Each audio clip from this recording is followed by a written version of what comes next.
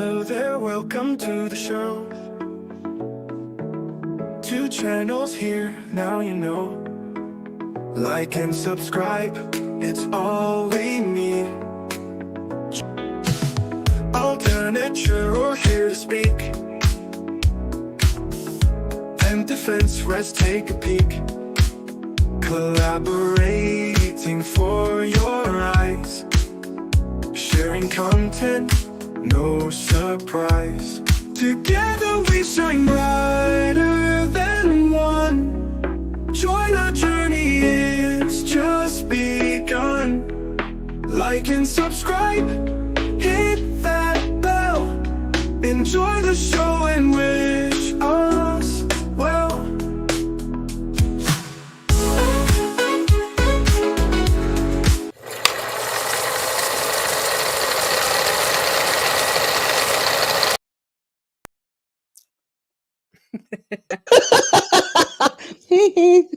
I was ready. Hello, welcome. Sorry, my apologies for being late. It's my fault. I said AJ we were having some lawyer tech issues. Yeah. I was having some minor panic issues, but it's all good. Good morning, Udahef. Good morning, Udahef. Right, welcome. Gabby.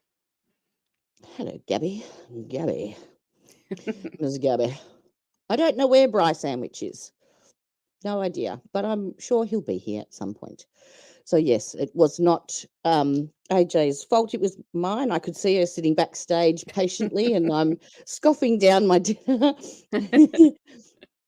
And yeah, I'll give myself indigestion, but it's all good because we's here. We're here. We is. All right. So we are, hopefully you watched yesterday's live stream on the Sean Finnegan Begin trial. Yeah. And we watched the testimony of his ex-girlfriend, Rebecca Dishman. Weren't they a treat? Oh, yeah. Oh, hello. Did you want to come on stage or do you want to stay behind the scenes? Yeah, I had a boop. I had a boop. Yes. Yes, Finnegan. I think he's got more than whiskers. Something on his whiskers too, I bet you. Yes. Well, I've had a boop, so I'll add, and I'm not sure if she wants to come on or not. Hello, Miss Tanya. Hello. I'll just sit backstage now if you want. Okay. Okay, no worries.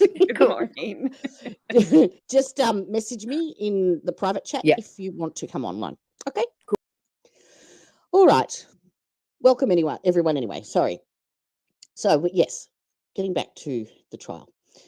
If you didn't watch yesterday's live stream, Sean Finnegan is a 57-year-old man who is on trial for 14 counts of unaliving and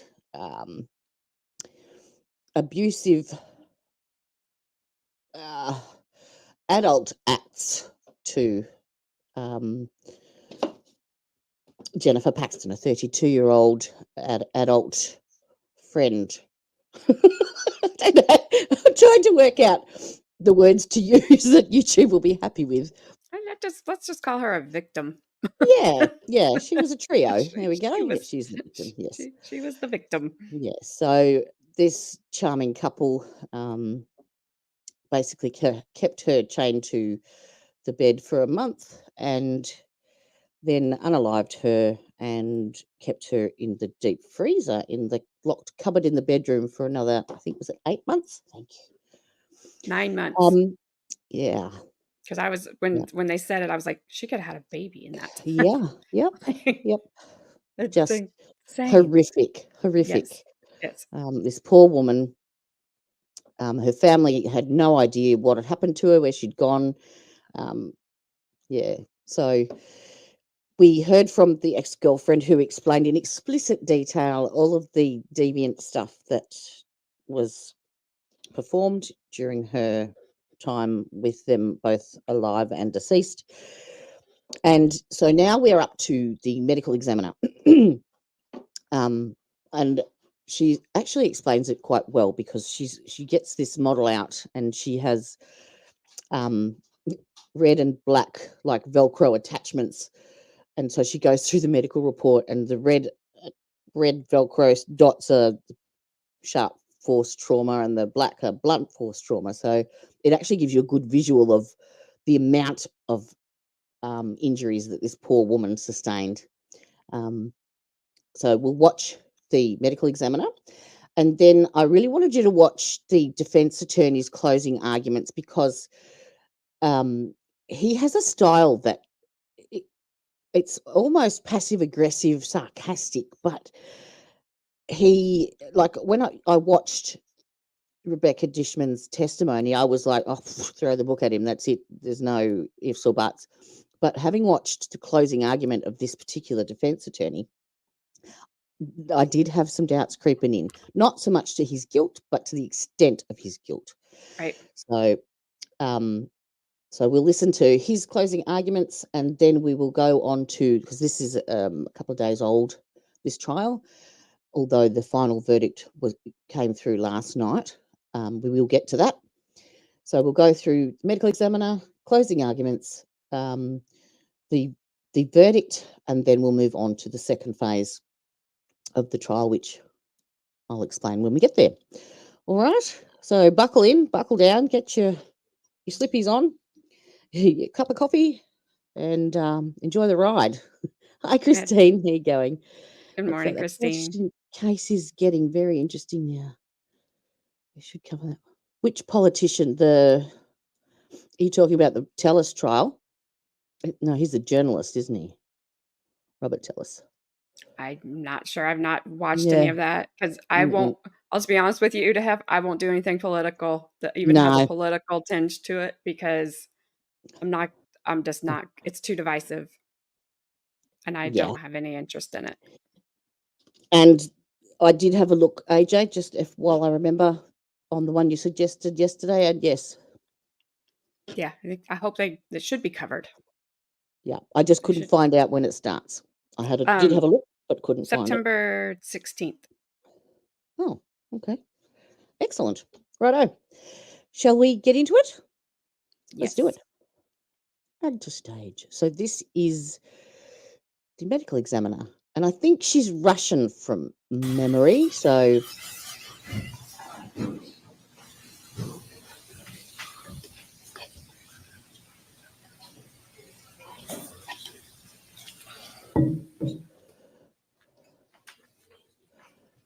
Oh, okay. If you've got the link for it, Uda Hef, can you send it to me in Discord, or to AJ, or to Gabby, or whoever, and we'll have a look. L.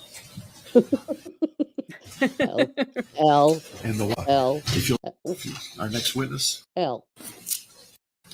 There she is. You will obey me.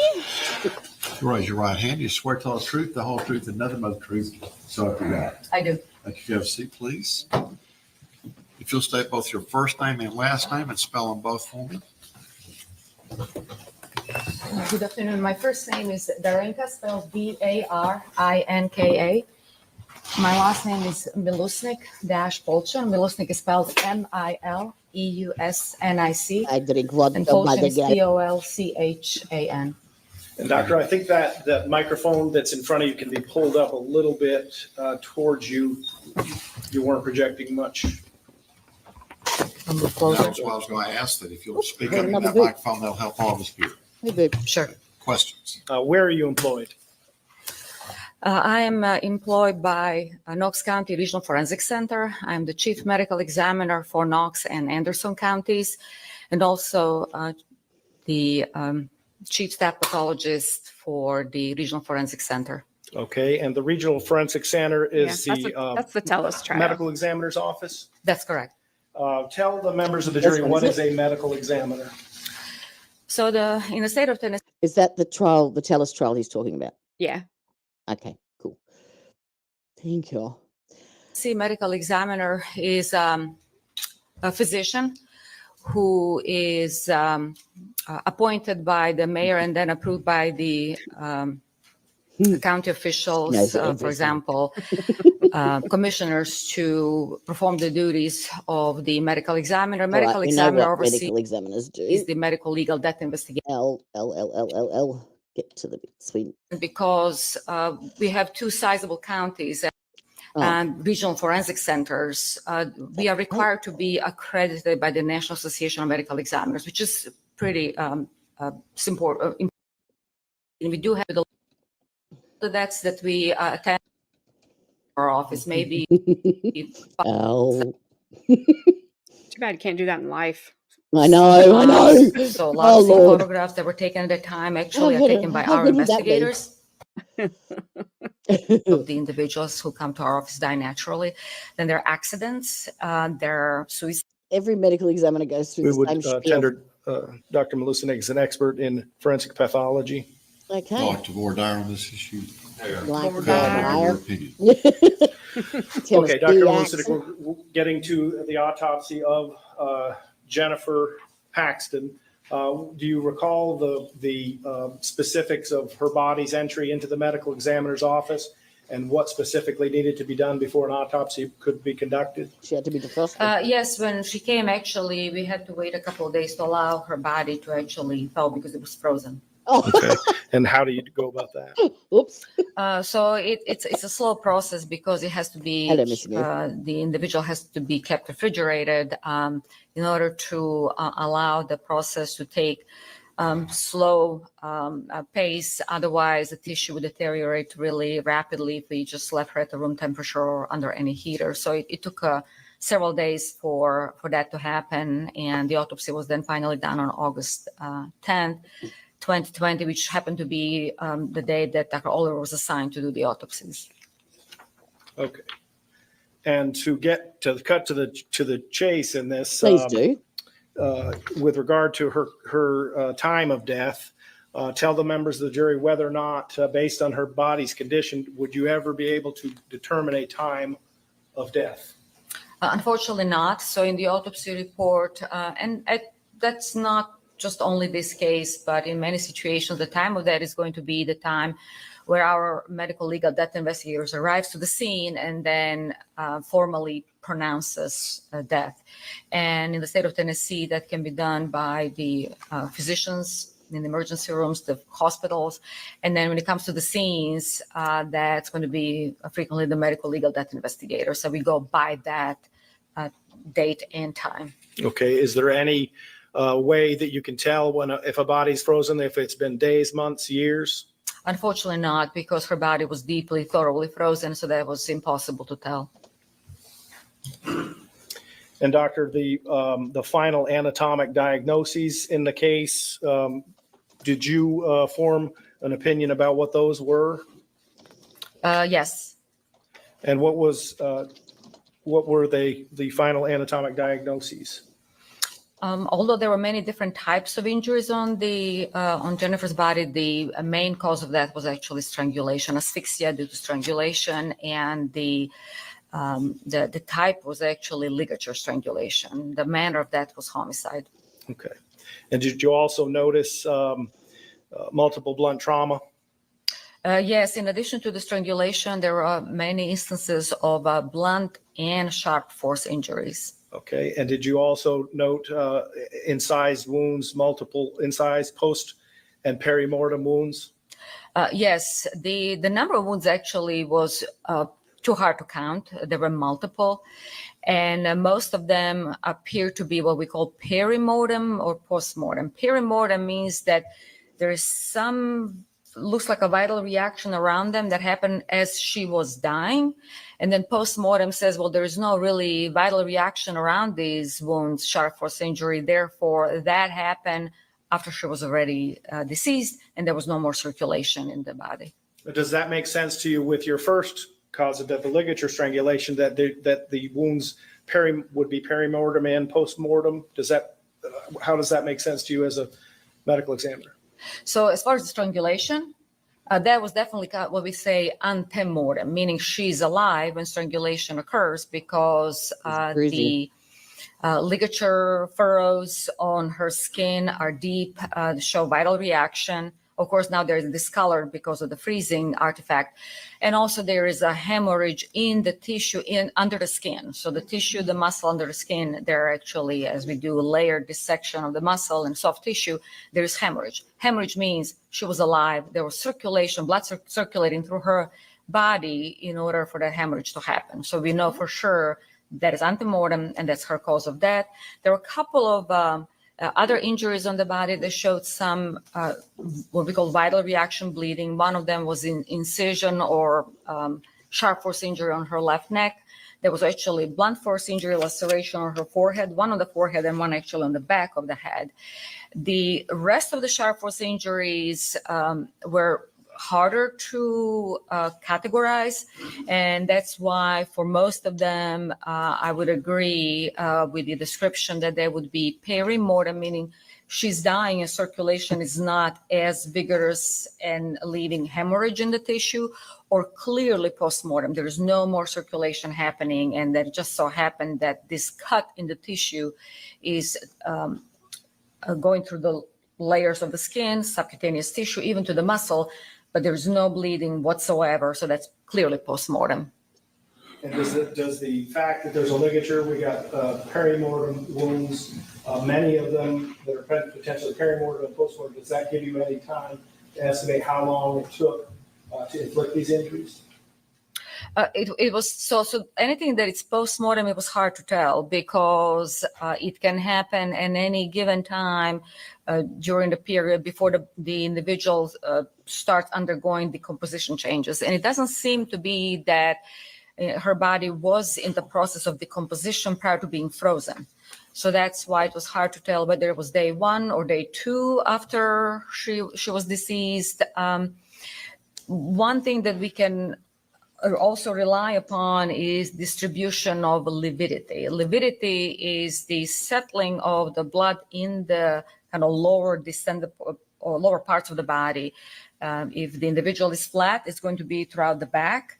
If the individual is sitting, it's going to be mainly in the kind of buttocks, gluteal region, feet, maybe, depending on what's all the way down against the ground or the surface where the body is resting. So it seems that based on the distribution of her lividity on her body was already in kind of like that sort of sitting fetal position when the lividity was settling. So that means that all the postmortem injuries happening during that first period of settling of the blood in the body and before decomposition sets in. So I would give several days. How many days? It really depends on what the temperature in the residence is. If it's too warm, it can be only a day or 2. If it's relatively cool in the 60s and 70s, it can take actually 3 or 4 days before decomposition sets in. So that really depends on the temperature in the surrounding environment. So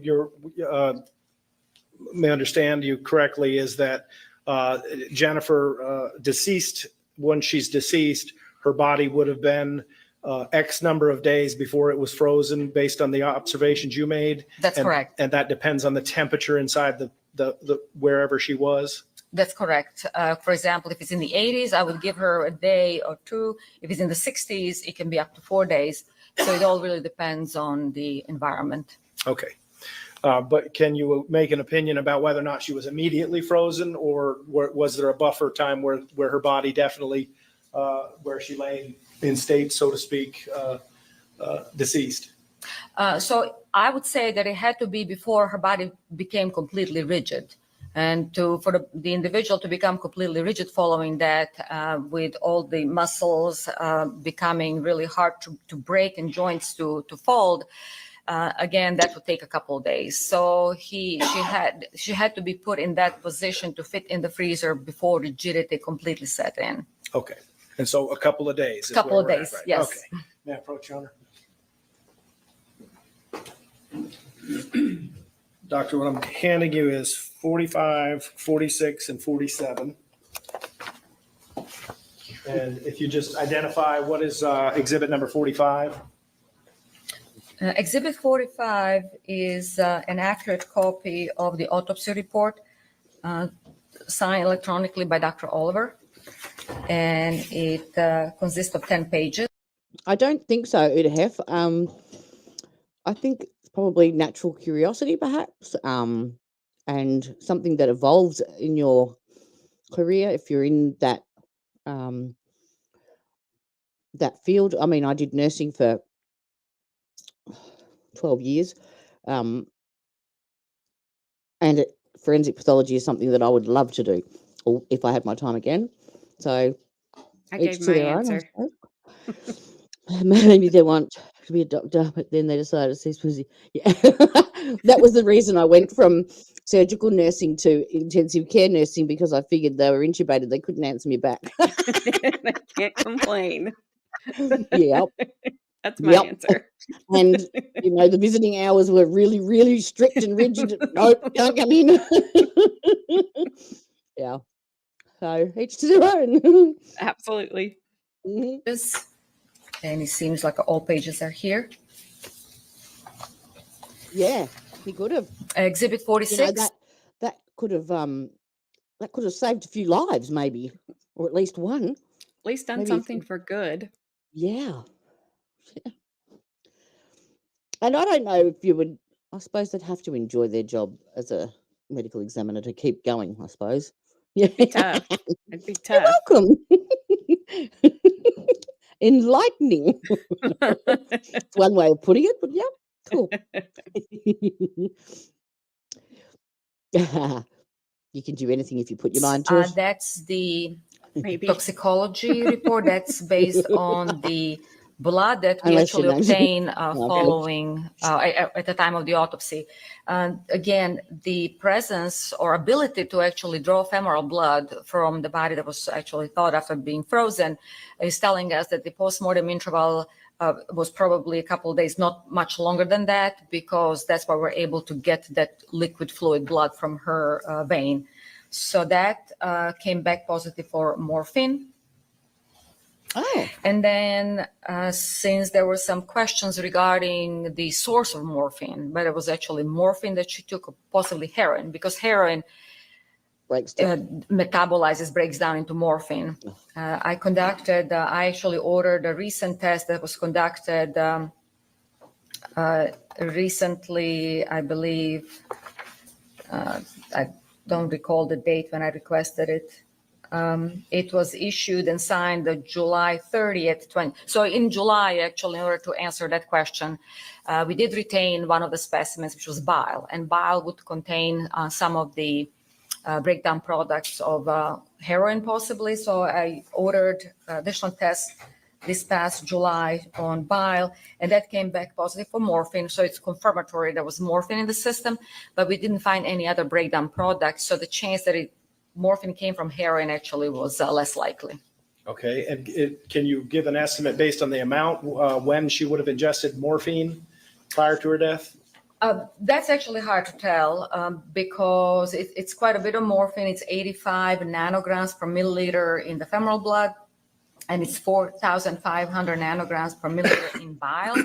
So it really depends how much was taken. So it's hard to tell whether it was an hour or several hours prior to her dying. So whatever she had in the system when she died pretty much stayed stable, partly because she was frozen too. And then we also saved those specimens, preserved them in a proper manner. So whatever it's in the body at the time of death is pretty accurate, but I cannot really tell with certainty how much she took. I wonder if they rated his mother's palliative care meds and dosed her up. Well, at least she was. Yeah, absolutely. I mean, Absolutely. if you're going to be something like that happen to you, just go ahead and OD me. Yep. Yeah. Yep. Took and when she took it. How would we as people react with that amount of morphine in our blood? Well, with 85 nanograms per milliliter, I would be dead. But because I don't take any morphine. But morphine users or heroin users can develop tolerance, actually quite a bit of tolerance. So so that person would live and even possibly maybe act fine. Function normally. Because of the tolerance that she or he developed after long-term use of. The amount of opiates that my doctors gave me at the end, like build up towards the end before I got off them all, 125 nanograms, 125 milligrams of morphine per day was Wow. my equivalent. And I functioned absolutely normally. Not a problem whatsoever. Morphine or heroin. So Okay. it's hard to really predict how she would have reacted because I don't really, I know that she had drug use issues, but I'm not really sure how consistent her use of morphine was. Okay. And to be clear, it was actual morphine that was given. She was in her system. Yeah, this test actually consistent with her at taking morphine. And does that, in consideration of the injury she sustained, does that alter in any way what you think about how it would affect her being a heroin user? No, this is really independent of her cause and manner of death. Okay. And regard to the autopsy report, we would move that in as number 45.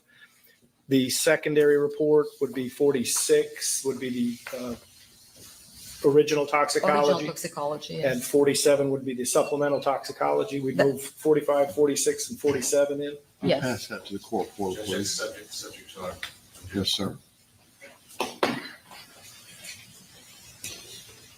Good morning, Okay, Regina. Doctor, with regard Good to, morning, we've already Regina. talked about this, 3 different types of You can enter like that any day. No kidding.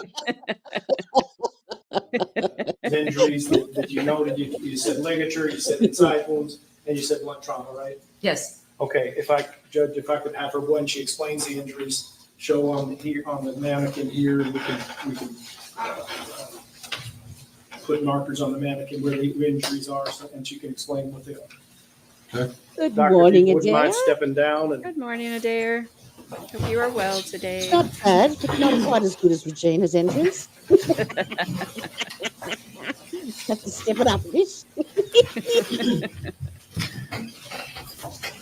And, for the record, we're going to be using just push pins with red markers on them to where when the doctor describes the first injury, she's going to go in order and then put a push pin where the location of the injury is and then describe it.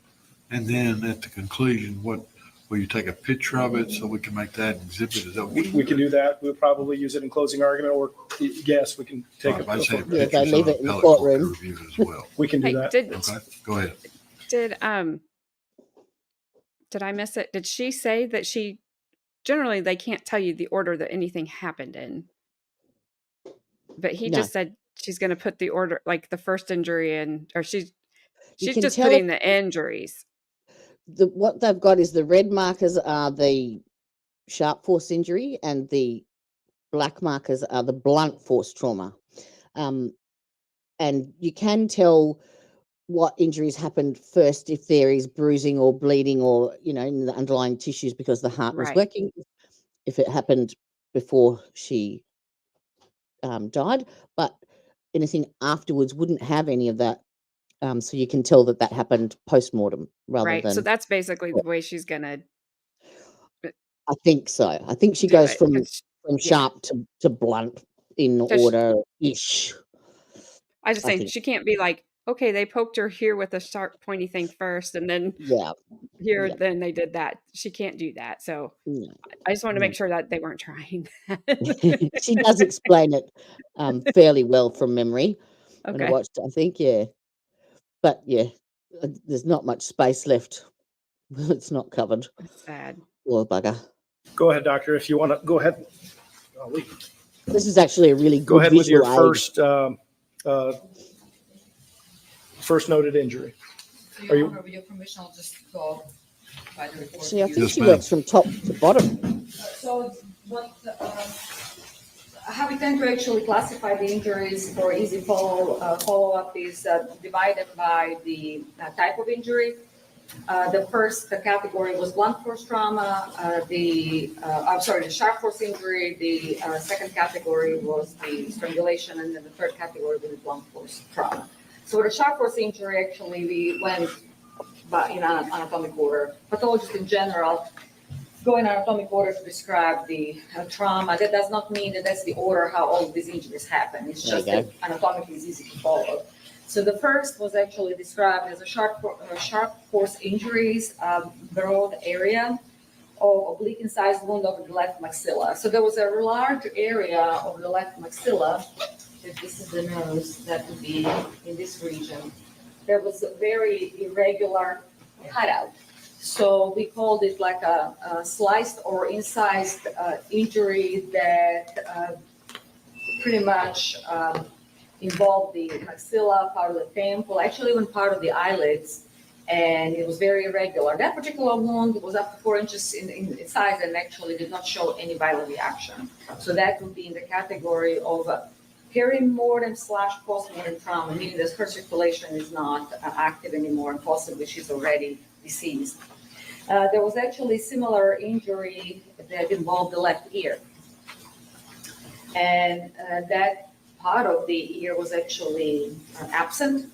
So there were a couple of areas that appeared like that. When you do this every day, you do become desensitized a lot to this sort of stuff. So it must be hard for her to step back when she's testifying and not be so brutal-ish, do you know what I mean? Like so clinical, but then she has to be as well. So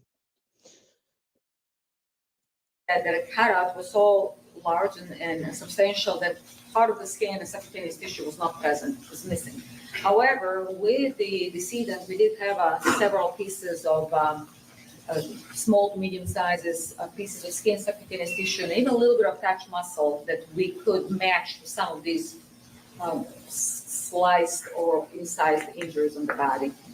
Then there is an interesting injury, and that is the nose. Now, this was actually different than many other incised injuries that I'll address on her body because it appeared to be post-mortem. There is no vital reaction, and it's a very nicely incised cut through the cartilage. So it's lower than the bone, and it's through the cartilage, and it's beautiful, regular cut that cut out the kind of like a 10 of the nose. The nasal bridge was completely gone. It's very regular. It was almost kind of looks like a by design. But on top, what is he thinking? I remember doing that. That's right. I cut that bit off. Yeah, and I liked it. I was doing things. Rebecca caught me. Yes. Top of that, there was actually a couple of incised cuts that were actually subsequent to the nose being removed. So I put two different cuts here. So there were oblique, diagonal, deep cuts that went all the way to the bone. And then there was the incised wound that was the only, there were a couple of incised wounds on the body that showed some viral reaction. And this is one that was in the area of the ligature to the left of the midline. It was a relatively deep wound. It went all the way to the trachea. It did not penetrate into the trachea, but it went through all the muscle, skin, subcutaneous tissue, muscle, all the way to the trachea. And that's the wound actually that was surrounded with hemorrhage. The question was, would this hemorrhage be elicited by the strangulation first, and then the wound happens? And I would say that actually she was actively bleeding from that wound because in some of the photographs you'll see there's actually dry blood on her face and on her hands. So she was bleeding from some of these wounds. And the only wound that would bleed like that, that has the vital reaction around it, that's this particular incised wound on the neck. And then right below that, lower down, there's another incised wound in the lower neck, kind of slightly diagonal. So, Doc, you're saying with those wounds, her throat was slit? So, yeah, the throat was actually slit, and the size of that wound was actually over almost 2 inches.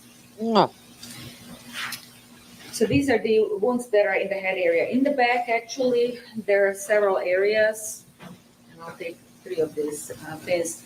There is a slicing, so slicing meaning that instead of the cut like this, we have like a tangential sliced off kind of piece of skin. So there is the wound that is on the left upper back.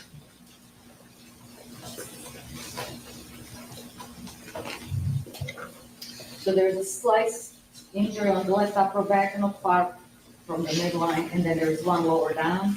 So there are some sliced, meaning a piece of skin and subcutaneous tissue is missing. And then there is also slicing injury on the lower back, and that would be in the midline. And we'll see my photographs right here.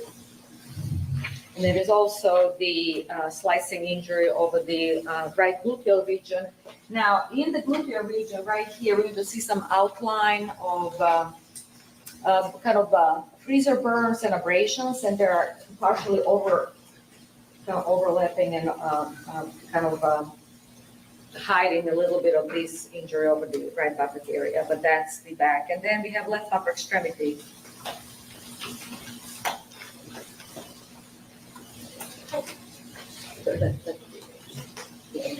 So in the left upper extremity, actually, we have a very... I hope if I ever have to have an autopsy that they use a mannequin that is identifiable to my body shape and size, just like that, because that is exactly reflective of me. Exactly, to the T. Me too. Large area on the shoulder that is it is a cutout, and it didn't show any vital reaction. And then similar to that, actually right below that, there was a larger area, and that larger area was very irregular. I call those areas and cutouts and sliced injuries with kind of geographic pattern, meaning that there is no particular regular pattern to it. It's kind of irregular geographic pattern. This is consistent. These two injuries were consistent, and they looked completely post-mortem. Is with the freezer burn right in the middle of that wound, and that's actually one piece of skin that we did obtain with her body in the body pouch when she came to the office. Actually, there's kind of a slice cut out, and came with it. There's a freezer burn in the middle, and then it's consistent with as her body was taken out of the freezer. That's where she was stuck, leaning to the left, stuck to the sides of the freezer, so had to be cut out. Oh God! Her out. So that seemed to be post-mortem at the time of extrication from the freezer, and it was a large wound. There's 7 inches on the side of the arm, and the reason how we know that that piece of skin matched is because that was one of the tattoos that. Thankfully, they don't show those. They would be more effective, but I don't really want to see them. I don't think they could have insulted her dignity any more than they already have. No. Even with freezer burn. Yep. Because there actually the outline of the tattoo matched the defect. And then there were 3 oblique parallel incised wounds. Now these are kind of interesting wounds because they're running diagonally across the forearm. They were parallel, so they all almost have a pattern to them. And they were less than ½ inch apart.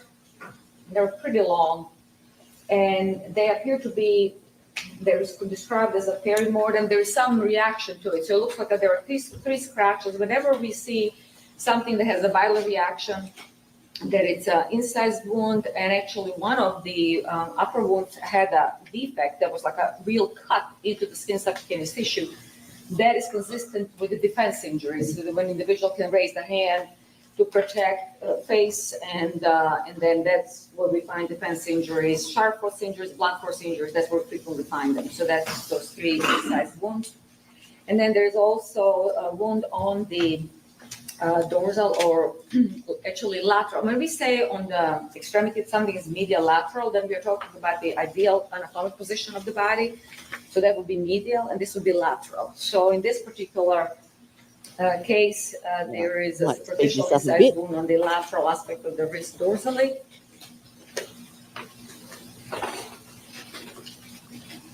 And there are slicing injuries on the dorsal surface of the hand. So there were 3 cuts on the back of the hand that appear to be perimortem, meaning that there's kind of hint of vital reaction around it, and the sharp object cut into the skin subcutaneous tissue, the left hand. And then also there is what is described as a laceration stab wound on the medial aspect of the elbow. So that definitely looked like a deeper cut. and it's on the inside medial aspect, on the inside of the elbow, and involve the skin subcutaneous tissue. And that's actually the one that did have hemorrhage around it. I'd probably So bump that it down appeared to one. That's be pretty more like fast. uncomfortable, meaning there's some circulation happening with this wound, and in the photograph, you can see that. So that would be left upper extremity. The right upper extremity had a slicing injury over the anterior aspect of the upper arm. I think she does like the sound of her own voice. And that's the kind of angled cut that would be in this area. And then there's a 4-inch area of slicing injury, similar to what we saw on the left shoulder and left arm. And that was over the, what we call ventrolateral aspect of the upper arm, apicubital fossa, and that would be in ventrolateral in this area. These are the sharp force injuries on the extremities. Now, the chest is or called thorax in this situation is interesting because unlike the these injuries, where most of it was kind of like a cut and a slicing injury, there was a injury that looked like a slicing injury over the sternum and left clavicle area. It's only a little thing, isn't she? Cluster of those injuries that would be in this region. There is a teardrop-shaped area around the mid-chest, left of the midline. And these looked all post-mortem. So the chest looked mostly post-mortem. And then the left breast actually had, I think, the most interesting injury because unlike the rest of the injuries, had a pattern to it. What I mean by pattern, unlike, let's say, that left arm, there was like a geographic slice taken out, cut out, this particular area that involved the nipple and areola, it was actually almost like a stellate. And if one would look at the margins of the wound, it had almost like a pinwheel appearance. It was almost like multiple cuts were made around it, and then finally the slice taken out. So that was the left breast area. It was post-mortem. There's no circulation. There's no viral reaction, but there's a pattern to it. It looks like there was part of the skin with the areola nipple was cut out on purpose, not just haphazardly. And then there is also numerous superficial small wounds on the rest of the breast tissue kind of surrounding it. And that was more kind of haphazard pattern that appeared post-mortem. I'll just put it on the side here. And then there were on the right breast, there was actually a cluster of injuries that looked like a cuts. It looks like the pattern was started, like there were several kind of radiating cuts, like it's going to start in the pattern of pinwheel, but no, it was never finished. So that would be on the left breast. So that nipple and areola was still there. And then there were some irregular areas with superficial incised wounds on the right side. That would be actually kind of lower chest that had interrupted pattern, and they were kind of more geographic and didn't really show any particular. It looked post-mortem, didn't have any particular pattern to it. And then so one thing about the chest, all of these, they're around the breast, kind of clavicle, sternum, mid-chest, left breast. There are kind of multiple. So this doesn't mean it's just one. It means like a cluster of little wounds all kind of grouped together. Finally, on the abdomen, there were slicing injuries. They were relatively deep, and there were. It was hard to interpret. The only interpretation that I could really put to them that are post-mortem, none of them had a viral reaction, but they appeared haphazard, but they were deep, and that was kind of unusual. So there was a wound on the upper abdomen in the midline. That would be kind of abdomen kind of starts with what we call epigastric region here. And then there was the area of a sliced injury to the right of the midline on the upper abdomen. That would be in this region here. And then there was a really large area of slicing injury. It reminded me of the injuries on the right breast. They were deep, but they were relatively haphazard. So there was no particular pattern to it. There were a couple of areas on the right on the left abdomen like that. And what are you talking about? Was 8 inches. Did you mean to send that in a text message? What are you talking about? Good morning, anyway. Yeah, good morning. She did a Gabby. Maddie still had a finger, I guess. Yucky. To text. Yes. Mm.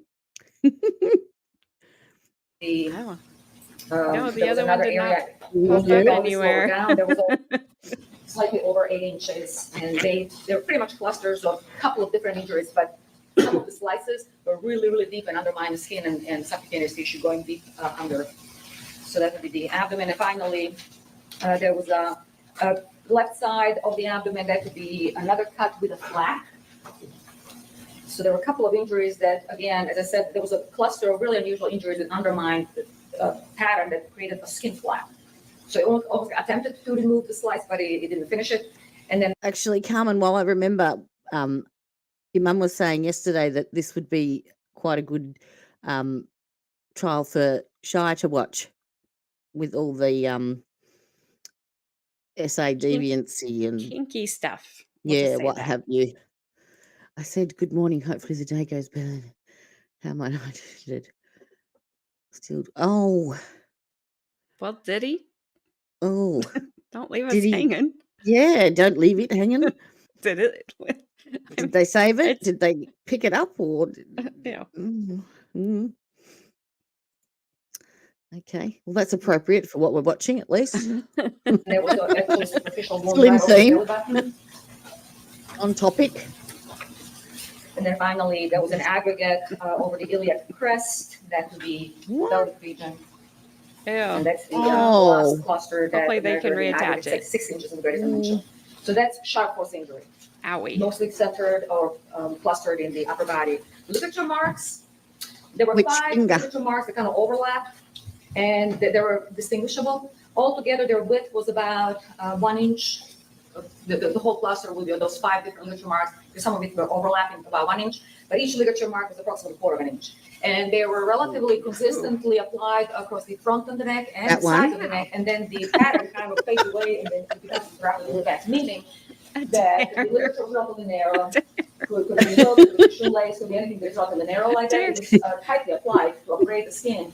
Without freezing, all of that skin became. Did you wake up on the wrong side of the bed? Black brown. And then on the back, it ran that reminds mostly, very, very slightly upper, but mostly horizontal, which is pretty typical for strangulation. You motivated me the other day with your strawberries, and I packed a bowl of them. They're in the fridge. I'll be back. Hanging, but it's the upward pattern. And then interaction pattern in the back means that there was other device that was used to kind of tighten it, or maybe their hands were there to tighten it. And that's why the pattern was interrupted in the back to tighten the ligature around the neck. One thing I could not really tell after the freezing artifact set in is whether there's 5 different separate applications of strangulation, and finally, because not every person always dies immediately, or it was just the 5 times that was kind of the 5. That the cord was created in such a fashion there were 5 different Judge, I'm separate. gonna object, but I think she's kind of speculating now about what could be. Go ahead. So that's the ligature mark, and there was hemorrhage underneath, meaning that she was alive, and that was listed as her cause of death because the circulation to the head and the brain was interrupted. And then finally, last category is blunt force injury. Yes, we will. So the only one that we won't mark is actually ligature pattern, and that's 1 inch wide across the front and side of the neck. And then finally, with blunt force injuries, there is the laceration. Now, laceration can look like a cut, like a sharp force injury, but the main difference between the laceration and cut is that when you separate the margin, actually there's a bridging of the tissue, meaning that the blunt object struck the I didn't surface see it and in the then audience split the yesterday, skin, Gabby. and that means that yeah, it looks like you a did. cut, but actually there's a splitting and then separating, and then sitting- some of the tissue, especially vessels, She's sitting on the state side. She is. I don't know if you've ever watched Star Trek: The Next Generation. Gabby will know what I'm talking about. She looked like Data. Her skin is almost a little yellow tinge to it. She's the one with the bangs that you asked about, the bangs. And I said she didn't look real. Her color is very weird. It's off. Something is off. And she did look like a mannequin. Maybe probably Data. microsurgery. Yeah, owie. Also, Adair, get some coffee. Get in some better mood.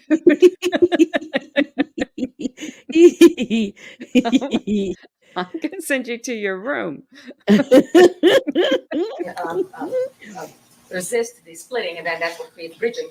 And then frequently that, unlike the stab wounds or sharp force injury, there's a relatively small amount of hemorrhage around them. The blunt force trauma is associated with the bigger bruise underneath. Or in this report, actually, we can use, or you can see terms bruise or contusion or ecchymosis. That pretty much applies to the blunt force trauma. And we have black markers to note each injury blunt force wise. So there was a horizontally oriented laceration on the left forehead, and in one of the images, that is antemortem. She's alive, and there is a large bruise associated with it. There was no scalp fracture, but there's a bruising under the scalp that goes all the way to the bone. There's also ecchymosis. That's a term used, but that's actually bruising on the chin. And on both sides of the chin, there were these ecchymosis. There were actually some abrasion with the types of the blunt force trauma is a bruise We all have those days. Ecchymosis, the doctor overused abrasion. That's scrape of the skin in addition to the bruise, and that's on the right side of the chin, kind of almost segmental. On the left side of the chin, they're almost symmetrical. And she was alive. So that means that this bruising can happen only if she's alive when the either her chin hits something or the object hits the under the chin. And then there were the injuries on the back of the head, occiput, and that would be on the back of the head. That was actually close to the midline. It says actually abrasion, most like it was a type, but it's actually laceration, and it's in one of the images. It's similar to this wound. It's a splitting of the skin, and that's on the back of the head. So that's a laceration thing. The back has ecchymosis over the mid-back on the left side, and the abrasion. So that means that it's the surface of the skin is scraped. That's also I concur. blunt force trauma. Me too. There's a mid-back on the left. So there's a bruising essentially on the middle of the back. And then there's also abrasion over the buttocks. It kind of encircles the area of the buttocks, but because of the superimposed recent burns, in some of the images, they're hard to actually discern, but they're on both sides. So they're abrasions. And then we have left upper extremity, forearm, and upper arm. So the term that you'll see in the report is interrupted, which means that there were several areas where we see the bruising become sparing in between. Interrupted pattern actually means that I chose a non-noisy item. There's a pattern. So there's an object. If an object strikes the surface, then it's going to kind of push the blood to the sides, and then the small vessels in the skin subcutaneous tissue can burst from that influx of blood to the sides. So that interrupted pattern actually means that the object that the skin, we can kind of measure that area of blanching, and it's even more pronounced on the right arm, and you see them on the photographs. So that's actually interrupted pattern that we see on the arm and the forearm on the left side. And the in the area of the antecubital fossa, actually that is the largest area of bruising on the left extremity, and that's done on the inside, close to this particular area where there was a big cut.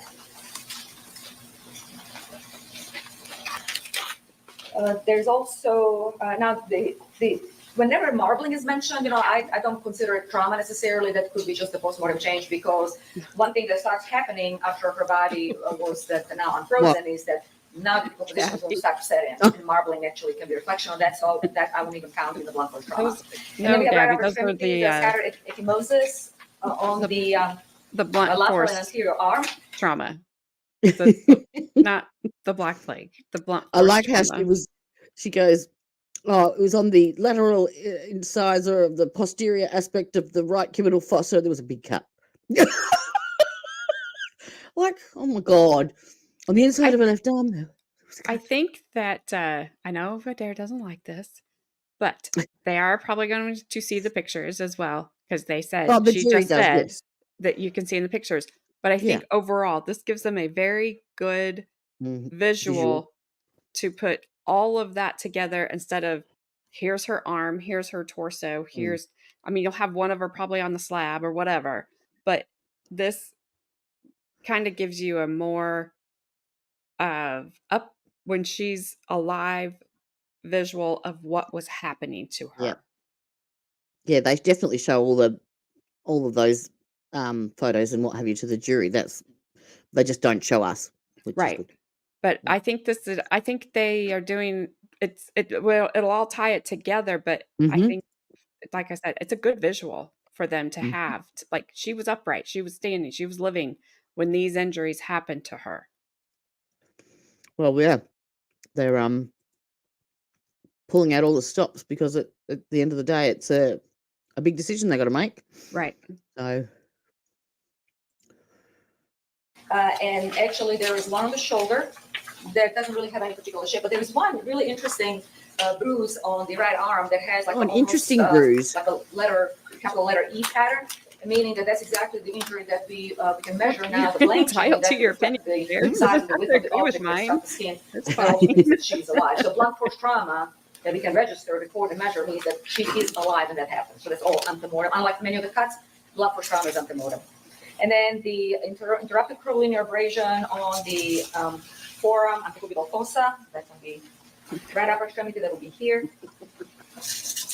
And also we have the abrasion on the shoulder area, right here.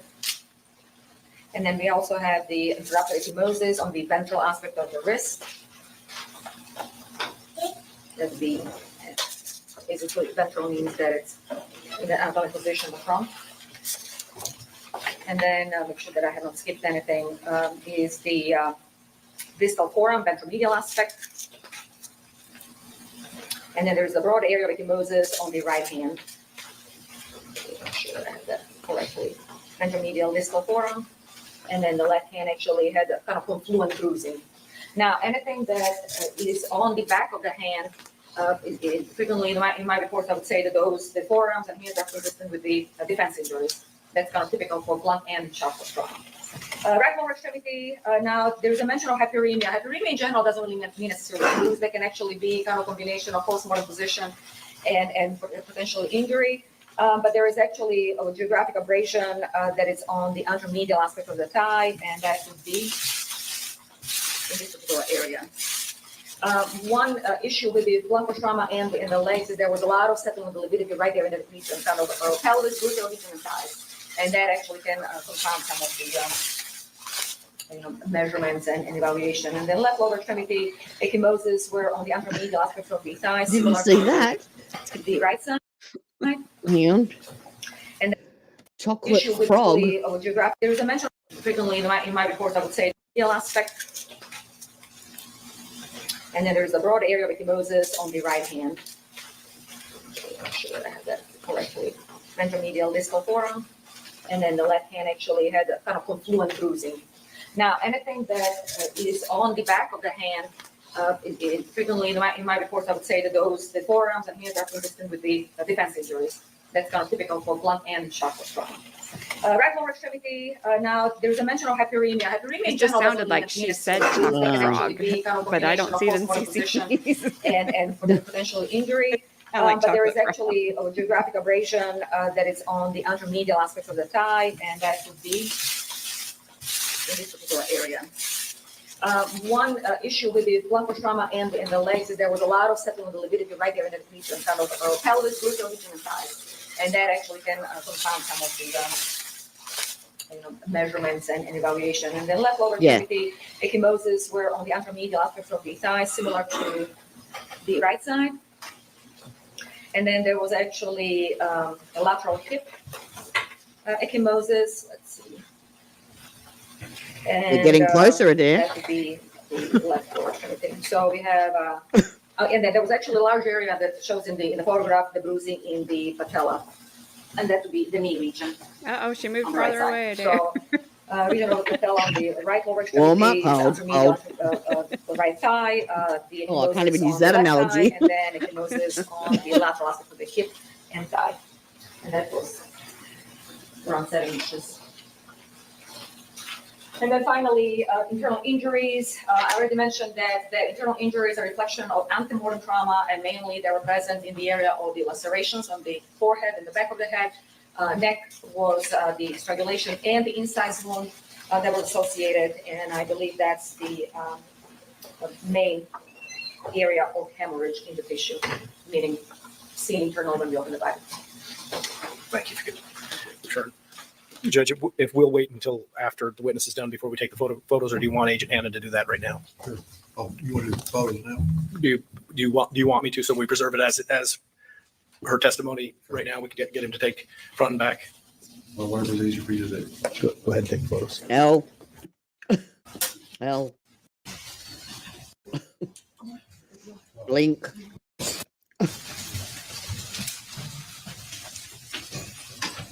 I think they have a little break here. From memory. Yep. They- You know, they just have a break. And they come back. Submitted those as an exhibit. I didn't know if you wanted those to be an exhibit in the proceeding or just for identification for appellate purposes. Those that would be. Okay. Anything Whatever. else I can do? Make it the next exhibit. Anything else I can do for y'all? No, sir. Okay. A burlap Adjourn, sack. please. It does look a little like a burlap sack. Yeah, She's she is. got more color today. Mm, So She she's looks still an odd crystal. color. yes. Just Plank. Her name's Plank. like on Ed, Ed, No, and that's Eddie. not mahogany. That's not the witness that testified. Not the friend. Oh Mahogany. no. No. Thank you. Have a seat, please. So, ladies and gentlemen, the jury, so if that's what we got, that's part of what we've got to do. I got to do it, and you got to do it. Okay. All right. Yes, sir. Go ahead.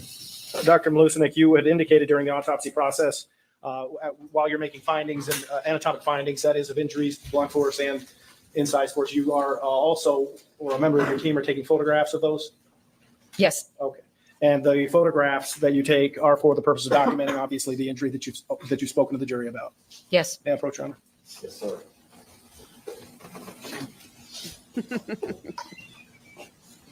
What I'm handing you are 41 photographs marked as collective. Yeah, we don't need to go through all of. Just go through all the photos and That's it. Okay. It is collective exhibit itemize them 50 pretty with much. 41 We don't see photographs, and anything. I've asked you to just leaf through those photographs and tell me what those are.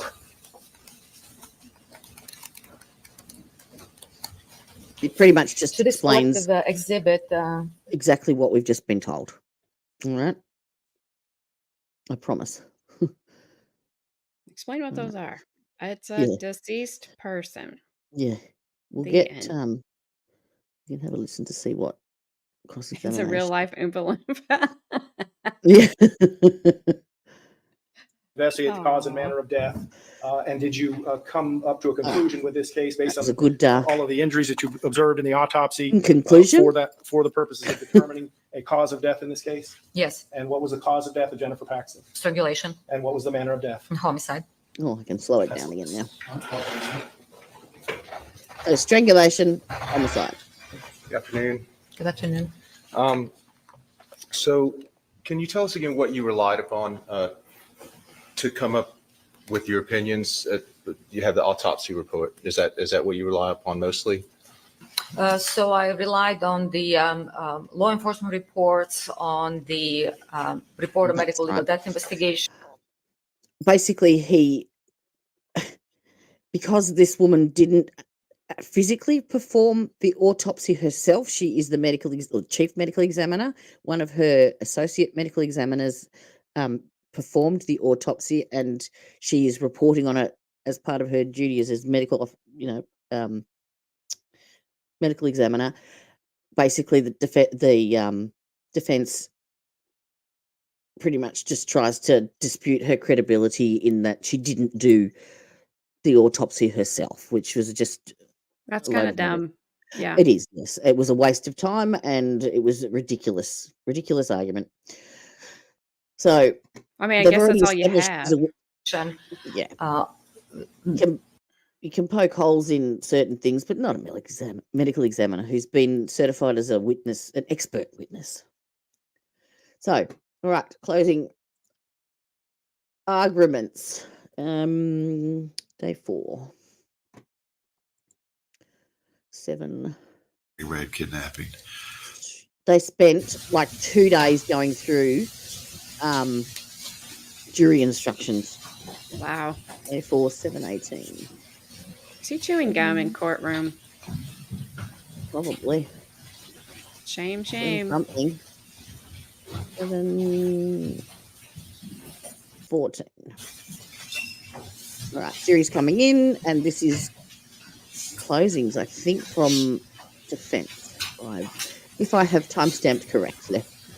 And there's a possibility that it's always a slight possibility. I feel you there. LL. And that it was going to be I would, a lot of fantastic stuff, and a lot of gory things, and a lot of gross things, and a lot of things that are probably outside of our normal life experiences. Mostly outside of my life experiences, and I'm making assumptions that most of this stuff is probably outside of yours too. So what I'd like to do is go through the evidence and take a look at what the state's case is and see if we can't separate out the disgusting nature of all of it from the facts that are supposed to lead you to a conclusion. And that's really what you're here to do. And so when I told you at the beginning that this was an intellectual exercise and not an emotional exercise, I meant it. You have to be able to separate out the ridiculousness of this case. I don't really know any other way to say it. I mean, this is a horrible case. Like this is the defense closings, in case you were mistaken. Reason why there's interest in this outside of Anderson County. You hear body in the freezer, and it's not all you need to hear, right? And people want to hold people accountable for that kind of thing. And so, but it's important that we determine what the elements are. And this is where we're talking about an intellectual exercise versus an emotional exercise. Is just because it's outrageous, just because it seems like anybody involved with this should be hung by their toes, and maybe that's what you feel like. But that's not the law, and that's not what we're here to do. We're asking you to do something much more difficult than that. We're asking you not to jump to conclusions. We're asking you to actually look at what came in through the witness stand and through the evidence, and what does it tell you? Because the state does have to prove each and every element of these crimes to you beyond a reasonable doubt. Each and every element. That means even if there's 4 elements and 3 of those elements are satisfied, but there's one that's not proven beyond a reasonable doubt, that's not guilty. Does everybody understand that? I know I'm not supposed to, can't answer me, but so what I want to do is just talk about. AJ, it's 9:20. yeah. Are you? Yep. You okay, Yep. or you? No, I got to go get ready to. Yep. I will be listening, and I will come back to chat as soon as I get to my dad's, and I'll have to talk to him for a minute. But at least, I mean, can't be rude. But I will be back probably, I don't know, maybe an hour, but I'll be listening. No worries. So Have I yourself will a do my lovely day best. with your dad. I will do my best. Drive safely. I try. I will try not to road rage. I will leave Gabby at home. Take a pair of Crocs. I don't have any. All right, darling. All right. See you on the flip side. Okie dokie. Bye. Bye. Who we have involved, okay? And start with Rebecca Dishman. Oh, he's a lefty. All right. I wonder if he's ambidextrous. What do we know about Rebecca Dishman from the witnesses? Well, what do we know about her before she met Hello. Sean? We know that she had trouble staying in homes. She would live with multiple different places, and she kept getting kicked out of wherever she lived, and people would wash their hands of her. She testified to that. Do you get points for freezing a person after being homeless or anything like unlivening him? My points, we'll find out in the next phase of day, which will be in about 15 or so minutes. So can I just ask a quick question, because I haven't followed all of the trial? But you're saying there's 14 counts. Is that like only for this person, like murder, and then lots of other ones underneath it just in case? Yeah, so I think there was 7 at least involving the unaliving, and then there was 7 involving the sexual allegations as well. So they ranked pretty much from the top tier right through to the bottom tier of. So it was really only one charge of unalivening, but with all the other charges underneath just in case. Yep. Cool. Lesser included. That's the word I was thinking of. Thank you. That's all I wanted to know. Because I just wondered how you could unaliven a person more than once, you know. Yeah, well, they have it in tiers of like intent and premeditation, and there's all different criteria. And each one has its own particular. Right from I really wanted to do it, and right down to I didn't mean really to do it. Yeah. Yep. Cool. All right. Like that. So she obviously has a skill at being able to find a place to live. She hadn't worked in some time, although she did have a job as a CNA.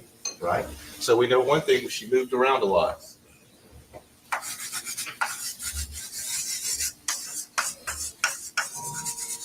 And what's more important about that is that she's kicked out of every place she lives. And if you've ever had anybody that's living with you, or if you've ever had relatives, or you know anybody that does these kind of things, people don't kick sweet, simple girls out of their house. People kick people out of their house because they're a danger or a threat to something in their home, either from stealing from them, or not necessarily, or some reason. People don't kick people out of their house and wash their hands of them because they're sweet, innocent girls. Objection, sir.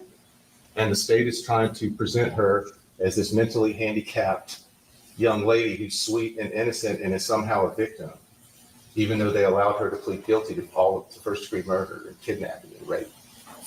So don't let them base their entire case, which they have, on Rebecca Dishman and the fact that they're trying to tell you that she's incapable of lying. The fact that the DA just stood up here and said that Rebecca Dishman is incapable of lying should give you pause.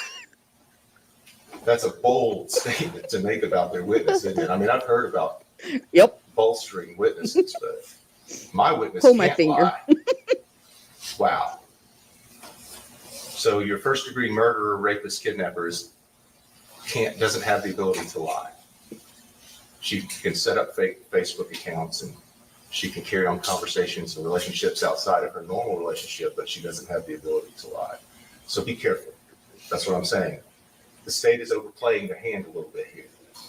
And if they have to overplay, you have to ask yourself why. They've got a body in the freezer. They've got someone who's clearly tortured. I mean, there's no denying that. I watched this defense attorney, just FYI, with the thought of Tyrone Tucker in the back of my head. And this is the type of defense that I believe he needs to present. This is the type of case.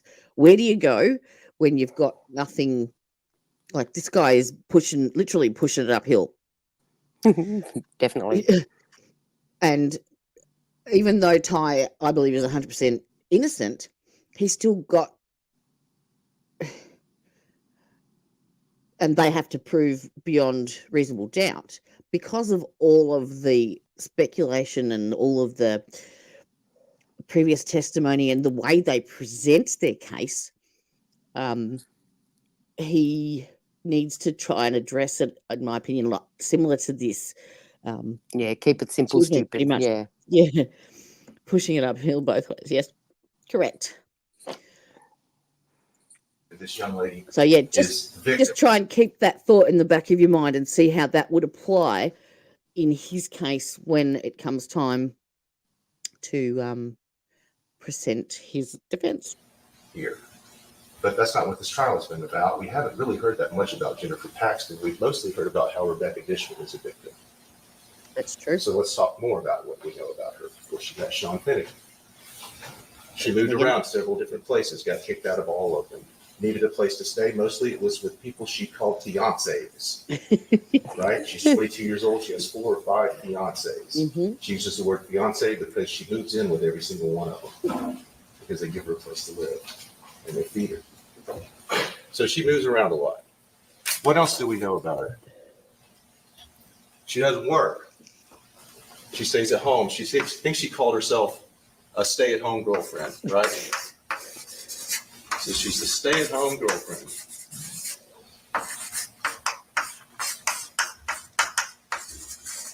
All right. She's lazy. She doesn't want to do anything. She stays at home and she lets other people take care of her. That's her MO. That's what she does. And what It'd be nice, wouldn't it? Makes people want to take care of people. He seemed to really be taking well care of her, though, too. You need help and somebody take care of you. Though I don't think she's totally innocent. She seemed like someone who needed to be taken care of. That's how she presents herself. Because there's a lot of other things going on in the background, isn't there? There's all these other things happening. She's clearly able to lie and do all these other things, but she presents herself to these people in a certain way to accomplish what she needs.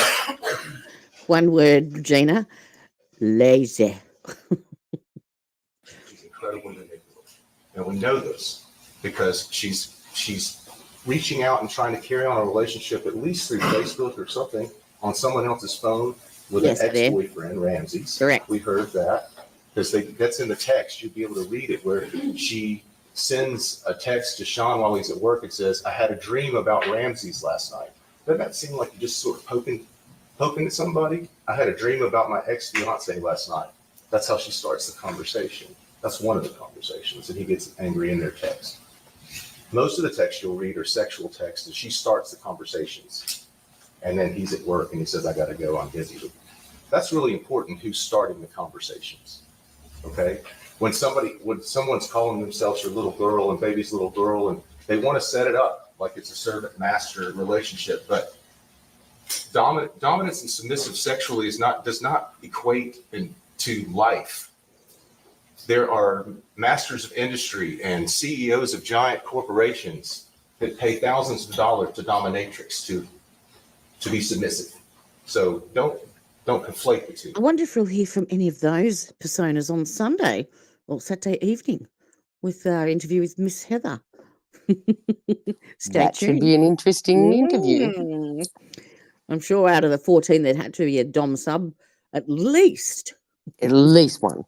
Mm-hmm. Sexual desires and life can be different. And so don't conflate the two. What else do we know about her? So she's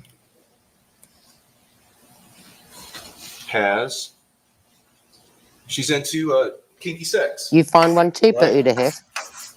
Before Sean. She told us that on direct. On direct, maybe cross. I don't remember, but she told us that on the stand. We also know that because she showed up to Sean's house with her own sex toys and butt plugs. I don't know if you know what butt plugs are. I'm not a sex expert. I'm not Dr. Ruth or Dr. Joyce. I'm sure you can work it out. My age that I'm using those as references, but Find a I'm pretty sure dom butt or plugs are sub something you stick in your dentist. butt. I'm just going to go. No, his testimony. I'll go backwards and have a listen to what he says about butt plugs. Go out there. For Dr. She told us that on direct. On direct, maybe cross. I don't remember, but she told us that on the stand. We also know that because she showed up to Sean's house with her own sex toys and butt plugs. I don't know if you know what butt plugs are. I'm not a sex expert. I'm not Dr. Ruth or Dr. Joyce Brothers, and that probably shows my age that I'm using those as references. But, What color were they? Were they presented as an exhibit? Oh, stop, Jack. Plugs are something you stick in your butt. I'm just going to go out there. But she brought that stick in your butt. I'm just going to go out there. His house. There's literally nothing about Sean having kinky relationships or anything outside of maybe a prostitute or somebody coming to his house. Yep. Until she shows up. I think he liked the detail of there. There's nothing in evidence until she shows up. She shows up with those toys. He goes home to his wife and says, "Guess what? I said butt plugs in court today 5 times." That picture of her that looks like she's I love my rolling job, around he in says. feces I'm or not something paid that for the it. DA keeps liking to show you. She took that picture. She took that picture and sent it to Sean. That's why it's on this phone. You can see it from the angle of the shot. So we keep talking about her being sweet and innocent and she can't lie. And what really comes down is who's in control. That's what this whole trial seems to be about, is who's kind of controlling this relationship. And the reason why it matters is because intent is an element. So to convict somebody of first-degree murder, to convict somebody of kidnapping or aggravated kidnapping or any of those sort of crimes, you have to find that they intended that it happened that way. And so that's what we're going to dig a little bit into as well. So what else do we know about Miss Dishman? Before she met before she met Sean, she's into Satanism. The state wants to gloss over that, but she comes in and says she's into Satanism and a Wiccan and all these other things. Her dad was a preacher. I understand that you teenagers. At least he's not doing a half-assed job. Dabbling and all that kind of stuff, but we're dealing with a horrific murder here, with a body that is cut up and sliced, and there is a crucifix that's cut off of her arm. They can say it's sliced out or whatever. That's not, there may have been freezer burn on there, but they can't really, she didn't testify that that body was taken out of that freezer at that point. So she didn't know any of that stuff, really. The body could He's certainly given them a load of information. We don't really know. Mm-hmm. Okay. Oh. But we know that the biggest part that was sliced off of her arm is where the tattoo of the crucifix was. There's no other cut like that anywhere on her body. We know she was a cutter. Oh. There's tons of little cuts all over this body. So what they want to do is make this Sean's fantasy, right? This hookers are the easiest ones to kill. So this is Sean's fantasy. And I told you at the beginning that it's too easy. You know, who are they going to blame, right? Who are they going to blame? And so that's how you can see that he might be fearful. Why are hookers easier to kill than normal women? Maybe he made terrible decisions. But the point is they're trying to switch roles. Maybe because they're not home as often. I don't know.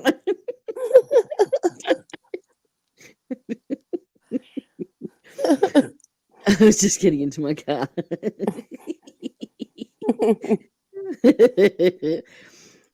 I blame the guy at the hardware store when I went in, asked for a butt plug, and he sent me to the.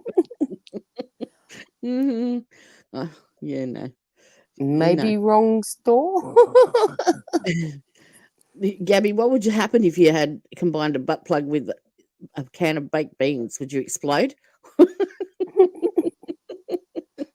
I'm trying to switch roles, and that's what we seem to be arguing about here is who was actually in control of this relationship. We've got Dishman. She moved around. She can't stay in a place, and she's constantly looking for the next place to go and who's going to take care of her. Okay, she's a Satanist. She has a history of presumptive kinky sex. She shows up with all her own kinky sex tools. They meet on Facebook. Have no idea what she said to him on Facebook. We know she was a CNA. We know he takes care of his 80-year-old mother who's in hospice care. Maybe she said, I He failed his CNA. Take care of your mother. I don't know. We don't have any of that stuff, do we? I have no idea what that conversation is. Okay, what else do we know about her? Before Sean. I think that's about it. I think that's about all we know about her. So what do we know about Sean before her? I'll put Finnegan up here. Sean lived in the same place for a couple of years. Same place, all right? Same place, same home.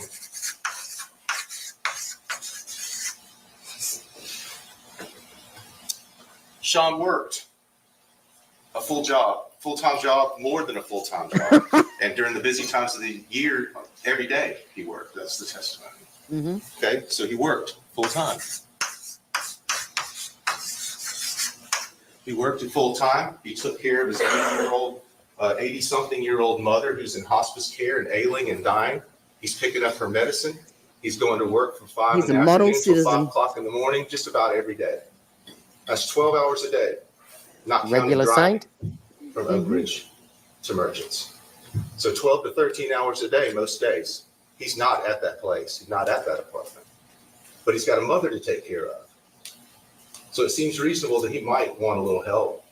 If a girl is there and could stay there, that would be helpful. That would be a reason for her to be there. She's a CNA. But you heard from her that she had an up and down relationship with Miss Francis, and I'm not sure that she really did much of anything around that. That gives you the shivers, Gabby. What Gabby. it kind of sounds like. Yeah. But she had the freedom I'm to with leave you. or stay or help Miss Francis, or really she had all the time in the world to do whatever she wanted to. Of the two people that are involved in this, only one of them had all the time in the world to do whatever they wanted to. And it wasn't Sean Finnegan. Sean Finnegan wasn't there. Sean Finnegan's a simple kind of dude. This is what we know. He has the same home. He takes care of his mother. He has the same job. He shows up. He's on time. He's reliable. He does a good job. He stays after work and hangs out. Seems like a normal guy. That's what the person that works with him said, right? Didn't say anything negative about him necessarily. Something about having two girlfriends and laughing around and joking around, and he mentions a Jen. Well, Jen is not an uncommon name, first of all, so who knows? who he was talking about, or if that was what he meant when he said it. I mean, they're trying to make you believe some off-the-cuff remark has something to do with this when it may have absolutely nothing to do with that at all. Mm-hmm. He was, let's say, he took care of his mom. That's an important thing. Only an hour. Took care of mom. He was a regular at Rent-A-Center. He was a good customer. He paid his bills on time. Yeah. He was reliable. Yeah. He showed up every Friday to pay his. Of course, he was a good customer at the Rent-A-Center. Like, you want them to come and repo the freezer? Really? Like, hello? He was having enough trouble keeping it separate from the chops, mate. Yeah. Bills. That's from Rent-A-Center. He rented other stuff. Oh, It wasn't uncommon for him to rent things. correct. Okay. So that's the stuff we know about Sean. So these are the two people that we have before they meet. We have Rebecca Dishman. She moved around. Couldn't Correct, stay in she place. did. She's obviously burning every bridge. She's burning every bridge. Probably in advance, you'd heard. Mm-hmm. She meets Sean on Facebook, moves in with him in a short amount of time, not to work, but to be taken care of, to be a stay-at-home girlfriend. And I have to assume help with his mother. I have to assume. I don't know. But I think that's kind of what she inferred, even though she said she didn't have an up-and-down relationship with her. But I would think for Sean, it would be comforting to know that there's someone there with your 80-year-old No, the mother. freezer was kept in the bedroom cupboard, and the cupboard was locked. But I will say, when detectives came 9 months later, after Rebecca eventually fessed up and told them what had happened, and they went to search his home, he had removed her from the freezer and carefully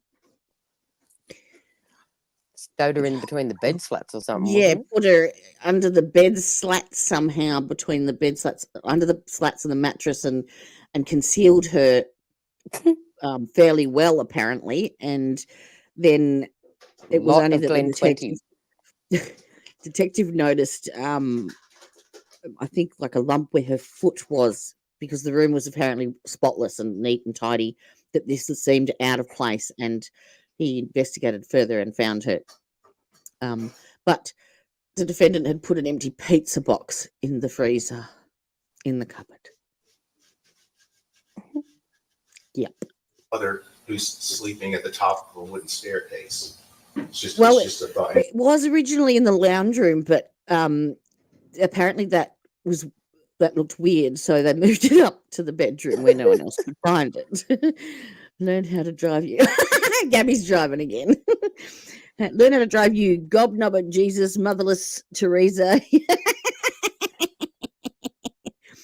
No, it was because he must have been given the heads up somehow that they were coming, and she was frozen still. And as the ME said, it took 2 days at least, I think, before they could do the postmortem, because she was so deeply frozen. She'd been in there 9 months. Was she in one piece? Yes, and she still had some garbage bags and shower,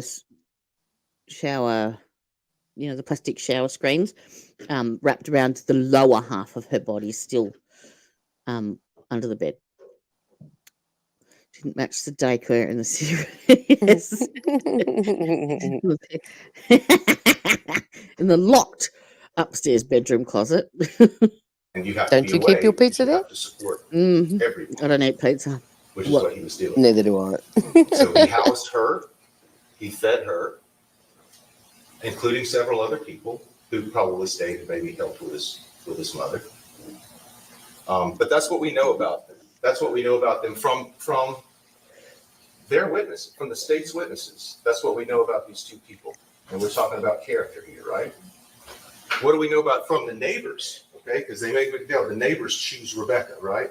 Well, Sean lived there before Rebecca. The neighbors knew him before Rebecca was there. And what did they say? We never had a problem with Sean. They were friends. Nothing weird. Never had a problem. Good neighbor.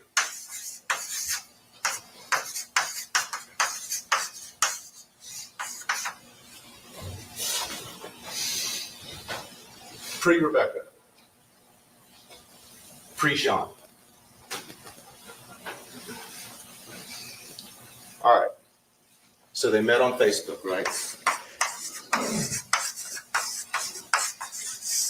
Who uses a chalkboard anymore? It didn't take long before she moved in. And we talked earlier about how that's what I just said, Gabby. I think in power, looking at a power and control in a relationship, my natural tendency is to think, especially in most scenarios, that a man is in charge, especially if there's some kind of I bet you do. Combative relationship or Defense whatever. attorney. We usually think of the man as being bigger and stronger and in charge. Folks, look at the pictures. The side. If you're just talking about the strength, because he brought up strength, that's the only reason I'm bringing this up. At the time, Sean probably weighed 150 pounds. I don't know. You could that might be in the record, so whatever. So did Rebecca, or maybe more. She was bigger than she was when she sat in here, and she had purple hair. She looked different than she came in here. So that's another thing you should ask yourself about too. Is why would they I used to have like a teenager? I used to have purple hair, and I didn't have a dead body. Tendencies? No, neither did I. Closet. I had no problem discerning my chops. You've got a purple tie on, sir. What have you got in your closet? Maybe butt plugs. I take offense at that. That are up in here with her hair and her glasses and stuff to make her look like she's simple. That's not what she looked like when she was arrested. Oh, show us the picture. So then let's jump forward to August 8th, 2020, because that's really where the story begins, right? And we've got this timeline down here. That's what I'm going to use. All right? Purple, pink, November, December. This is 2019. All right. And then we got all the way over here. We got August 8th. I'll go 8/8. I mean 5th. Sorry, August 5th. And that's when the story begins. That's when Rebecca Dishman decides she's going to escape, right? But she's not escaping Sean. She's escaping the situation that she created, because she's been in control the entire time. The entire time. Sean, what was he supposed to do, honestly? Right? If you believe, preheat the butt plug. What his statement was, where he comes home, courteous, or she hits her, or maybe you should have hired some kind of sawing implement to reduce the size of the pieces to get rid of them. Hired an ultrasonic butt plug cleaner. I don't know. He could have done a lot of things. His house. Yeah. What's he supposed to do? I don't really have a good answer for that, because my thought is that if he called the police, he would be sitting right there. He'd still be sitting right there. He'd still be sitting there. Well, it's true. So I mean, they both did prisoner? it. Whoever first gets the phone call, mate, and says, "Yep, I'm going to spill my guts." At the house for 12 hours a day with unlocked doors, not chained to anything. Yeah, but she's already been convicted. She's got life and 50. So yeah, that's exactly right. I mean, I'll just clench.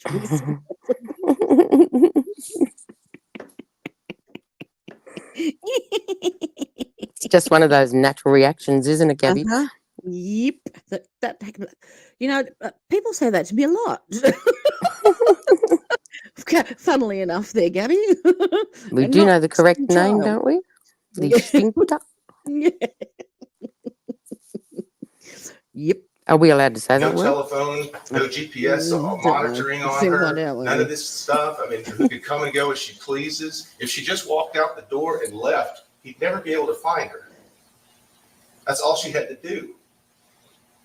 She didn't do any of that. She stayed for 8 months until just a couple of weeks before she left, and she started to set up her escape, didn't she? She goes over to the neighbor, who everything's fine with up to this point. Everything is fine with the neighbors up to this point, and she starts hinting to them. Right? She starts hinting to them a couple of weeks before this. Sean's abusive, and she's simple. That's the way she presents herself to them. She's sweet and simple. She's sweet and simple, and she comes over and she borrows her phone and sexts her boyfriend, and then deletes the text so that the neighbor can't see what she's texting on. Simple. It's her fiance. She goes next door to the neighbor she's never spoken to, not friends with, any of that kind of stuff, right? I actually don't think they were engaged. He's going to kill me, whatever. Can I borrow your phone so I can set up a fake Facebook account to contact my ex-fiance? Simple, right?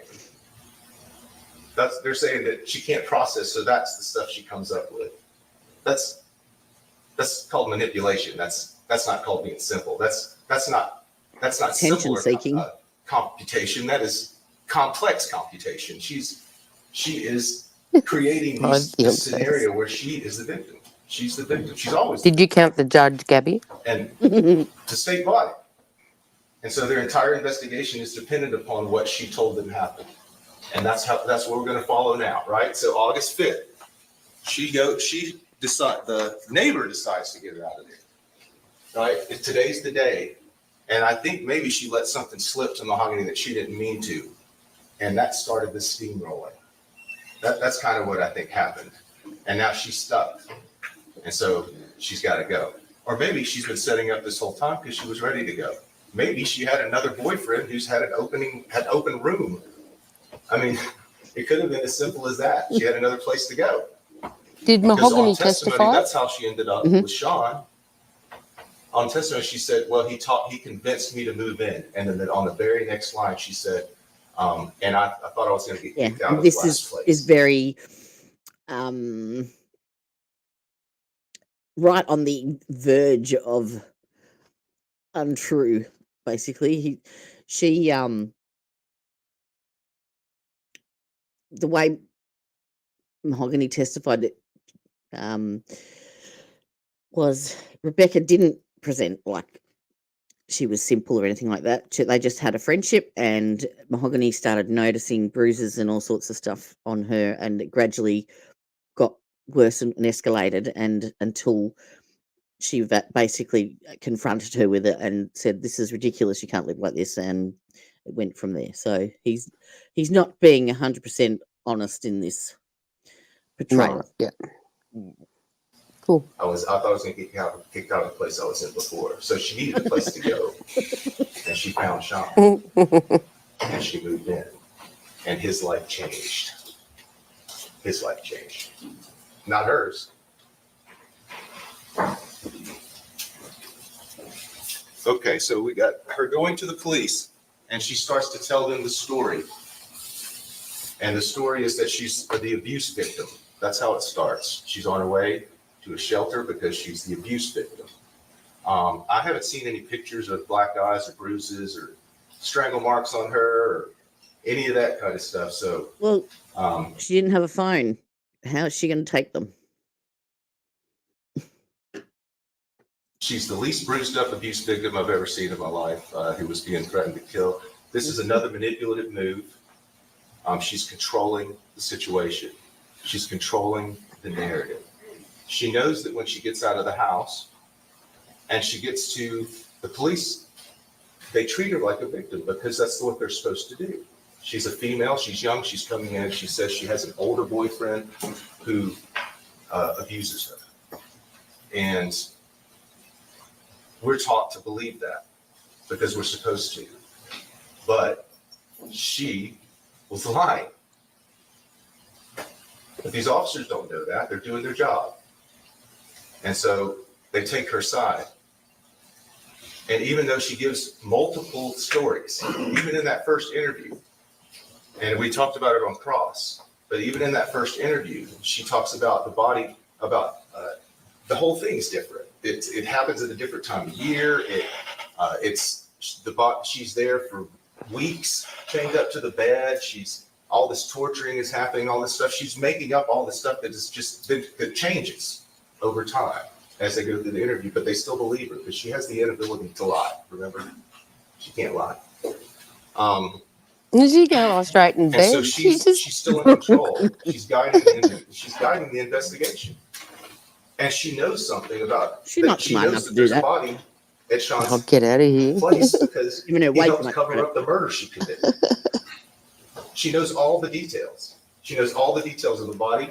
She knows all the details of everything on that woman, on Miss Paxton's body, her tattoos, number of kids, all these kind of things. You know why? Because she was there with her 12 to 13 hours a day by herself. The whole time, anytime, whenever she was there, she was the one who was with her. The ME told you that all those injuries. I mean, I think the DA asked her, how long would it take to accomplish this? Someone would have to spend a lot of time with them, right?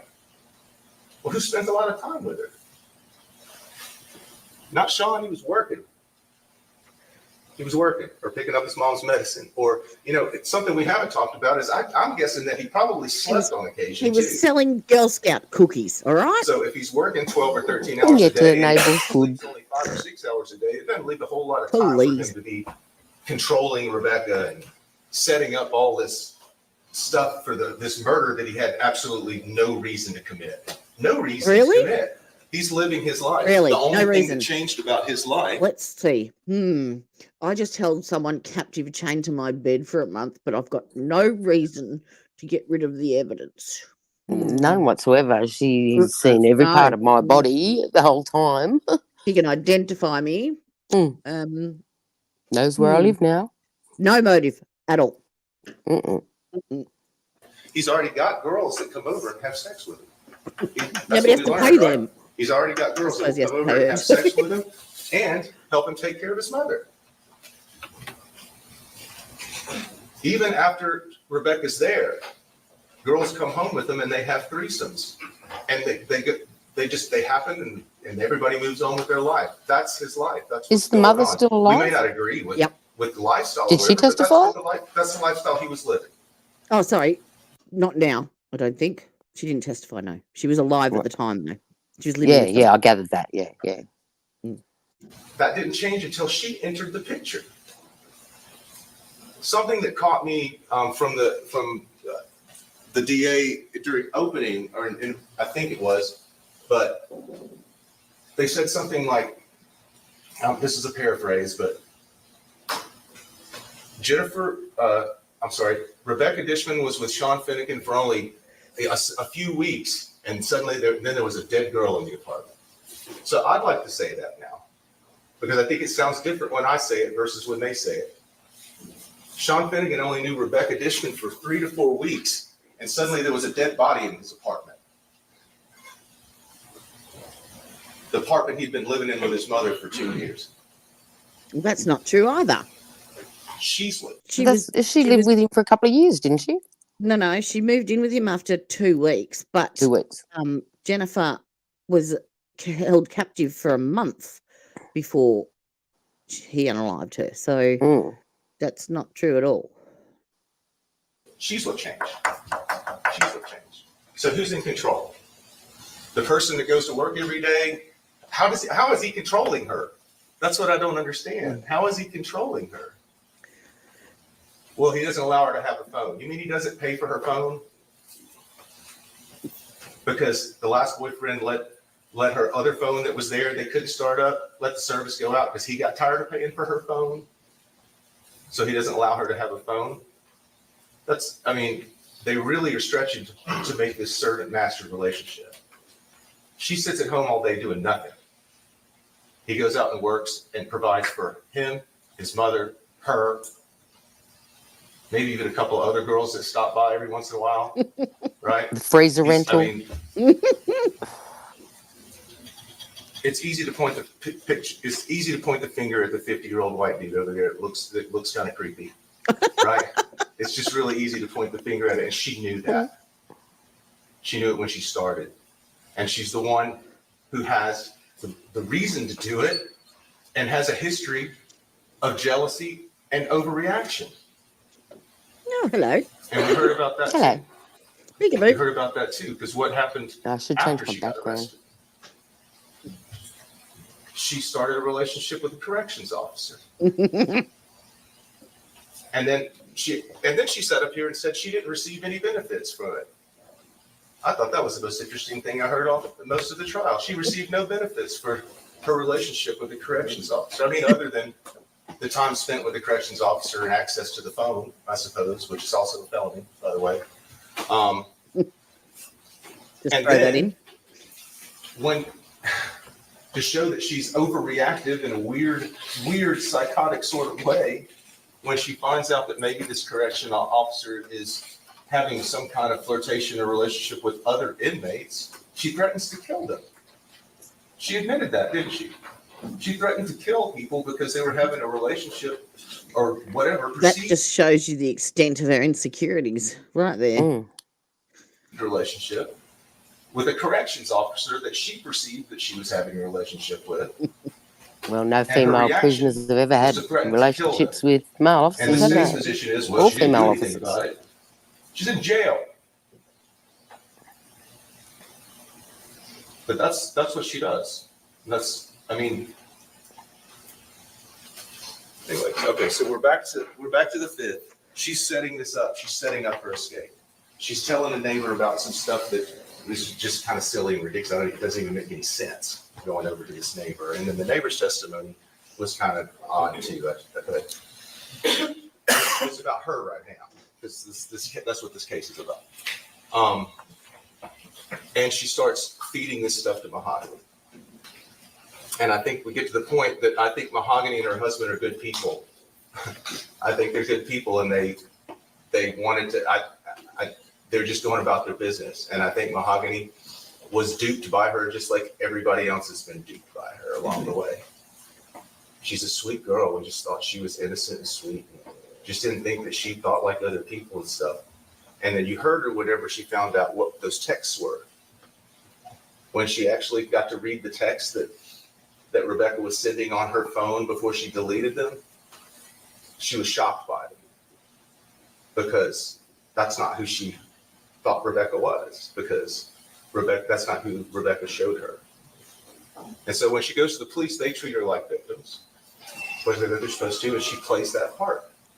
And then she starts feeding them details and strange details, right? So that we've got the fireball bucket. A lot of the stuff's in evidence, and it's going to be back there with it. And it's based on what she testifies to. It's all based on what she says. Every single thing comes from her. Every single thing. So let's go back. Let's go through our witnesses, okay? Let's go through our witnesses. We started out with 911. It's a call from Colt Pico. He's basically just regurgitating what his wife told him, right? I'm taking Rebecca. My wife called me. The neighbor says there's a body in the freezer. Anybody hears that, they're going to freak out, right? So of course he did the right thing and he called 911, and that started that process. That's what the 911. We hear from the family of the actual victim, in this case, Jennifer Paxton, who I feel like it's kind of gotten lost in this whole thing. Yep. Because all we were That's able to talk about is this girl. Yeah, exactly. Time. But they don't offer anything to the guilt or innocence of this. That's just to show you who the victim is. And so I'll move on from that. Phyllis Tonkin came in. She talks about the missing person. And really all of that is just to show you that she was vulnerable. I mean, that's the point, is to show you that she was vulnerable. She's a prostitute. She's a drug addict. But she chose that life. And that's the part that we kind of get into, is that it was a dangerous life, but she had opportunities to get help and places to live. And she chose to not do that. She chose to be homeless and be a drug addict. And that's not to knock down. I'm not trying to attack a victim here at all. The point was that the point of that testimony was to show you that she would be an easy victim. But the truth is that testimony, what it shows is that's how they met. I mean, she's a prostitute and he likes sex. And he's a kitchen guy and late nights, and she's a prostitute that hangs out around that bar. And they met. And it's a business contract, basically, right? It's the oldest profession, I think is what they call it. So again, whether we agree with it or not, that's the facts. And that's how they met. And so she agrees to go home with her bags and stuff, because he's offered her a place to stay. Because he does that. He has a history of doing that. You can say here, maybe she'll help with his mom. I don't know. I mean, I have to speculate on some of this stuff, right? How can you speculate on that? He's your client. Didn't you ask him? No, they never ask them whether they're guilty. Did you know that?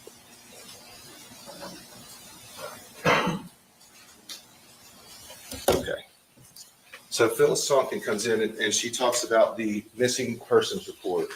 And that was filed in February. And so it kind of gives you an idea of how lost this girl was. I think we get the idea. From her family. Mm. She's roaming around and nobody really even knows when people are seeing her and stuff, but it takes several months before people realize she's missing. So that missing persons doesn't come in until February. Then we hear Rebecca Dishman's testimony, and she's kind of the meat of their whole case. She starts the investigation. And every single step of the investigation is an attempt to confirm what she told them. It's an attempt to confirm what she told them. There's very little attempts to disprove what she said. And every attempt is made to make the evidence fit the story she's telling. And it's kind of confusing. And so I'm still really kind of confused. I still have a lot of questions about when this happened. And we're going to get to that too, because we're going to figure out how they come up with their timeline, because they created a timeline. And when they create a timeline and when they indict, they have to name the range of dates in which the crimes were committed. And that's part of something you're supposed to consider. All right. So does anyone have any opinions as to what the verdict may or may not be in this case? Yes, Yeah? well. No? Any ideas? No? Anyone up the back? Well, I think we should dally no longer and find out. Yes, I think so. All right. And move that one up there. Thank you. Full screen it. Closed captions.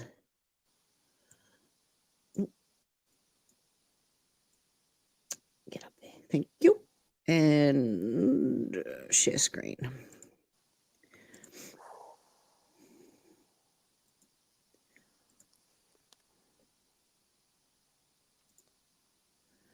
Okie dokie. Ready, steady, go.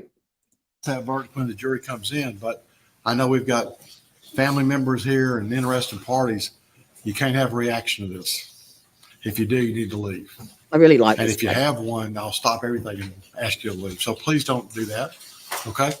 So everybody, so you promise me that you'll do your best. No reaction, no matter what the verdict. Okay? All right. Hey, we'll bring them in, please. Everybody rise, please. Bring the jury. How many were on this one? 6 or something? No, it's a death penalty, so they have to be 12. Oh, 12, okay. There's a lot. So be patient with me as we go through this. So Mr. Finnegan, if you and your counsel stand up, please, sir. Count 1, premeditated first-degree murder of Jennifer Paxton. We, the jury, find the defendant Sean Shannon Finnegan guilty of criminally negligent homicide. Verdict form for count 2, first-degree felony murder of Jennifer Paxton during the perpetration of attempt to perpetrate aggravated rape. We, the jury, find the defendant Sean Shannon Finnegan guilty of first-degree felony murder during the perpetration or attempt to perpetrate for aggravated rape. Next, count 3. We, the jury, find the defendant Sean Shannon Finnegan guilty of first-degree felony murder during the perpetration or attempt to perpetrate aggravated kidnapping. Count 4. We, the jury, find the defendant Sean Shannon Finnegan guilty of attempted aggravated rape.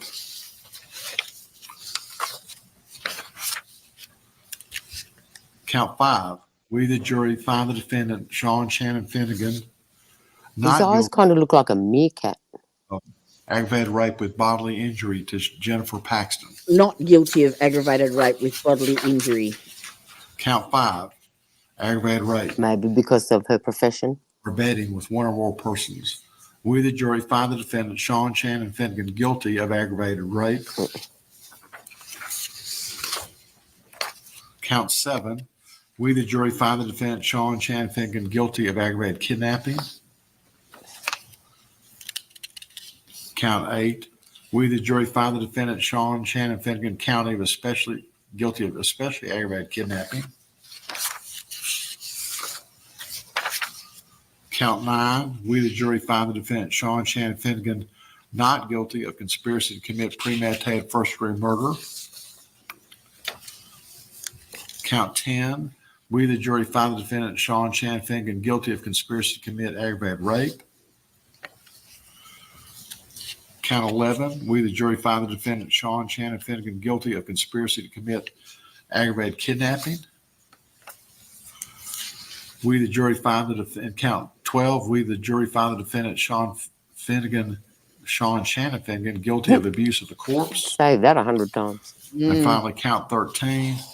Regarding tampering evidence, we, the jury, find the defendant, Sean Finnegan, guilty of tampering with evidence. Thank you. You can have a seat, please. So, ladies and gentlemen of the jury, that means we've still got some more work to do.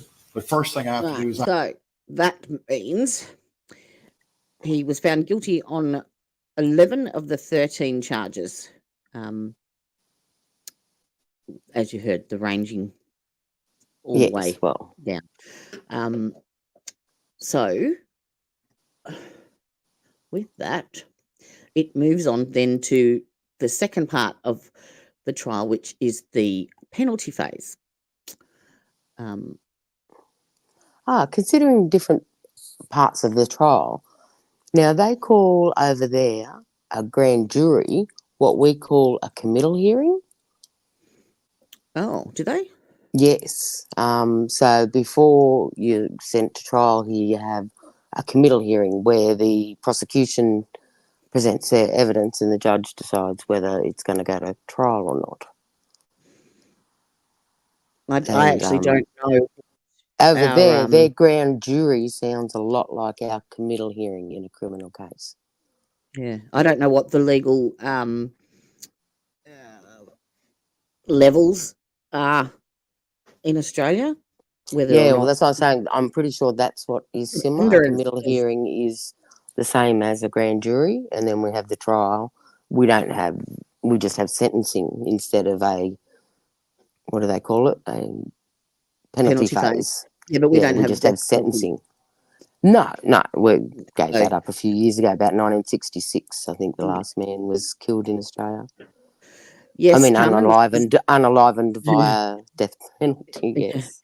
This is a US case. It's based in Tennessee. And he has just been found guilty of 11 of 13 charges. So we're starting the penalty phase, which is almost like a mini trial again. So they do have a brief opening remarks from both sides. Then they have witness impact or victim impact statements. I think there's 4 from Jennifer Paxton's family and then 1 from Sean Finnegan's. So it's his eldest brother's ex-wife who gets up.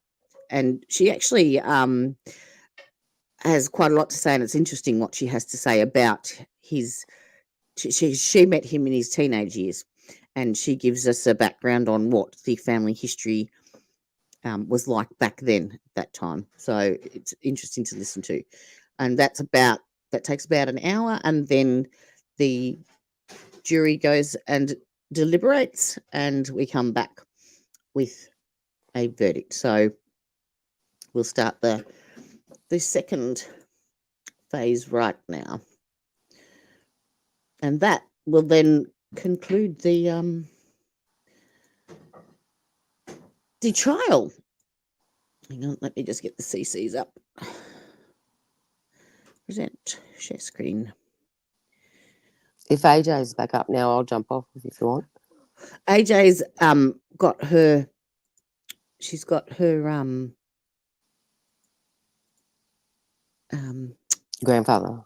father. No, what do you call it? Her logo up. And she's logged into StreamYard, but she's at her dad's and she's in chat.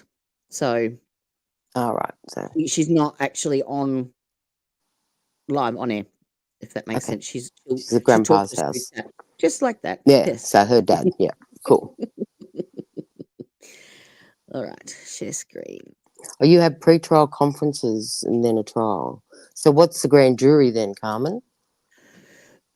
The grand jury generally is for whether or not they're going to indict the person, but to me, the level or the preponderance of guilt is really too low, because 99.9% of the grand jury they get indicted anyway, because the bar is so low. And this is what I was talking about yesterday.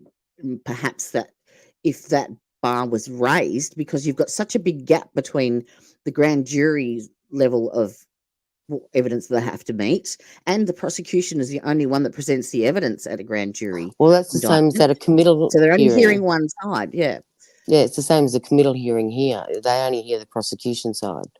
Yeah, so if they had a higher bar, higher standard to reach, then it may filter out a lot of the speculatory and not factual evidence-based cases, perhaps, that go on to trial. And yeah, maybe that's something we can discuss. Investigate a bit more too. Yeah, with Steve. He I don't know where Bry is. Mr. Bry, I missed you. I really don't know how to handle it. I'm thinking about asking. Right, into the law as well. All right. Now, we all hear that? Yeah. So, phase day 1, and we're going into sorry, dear sir.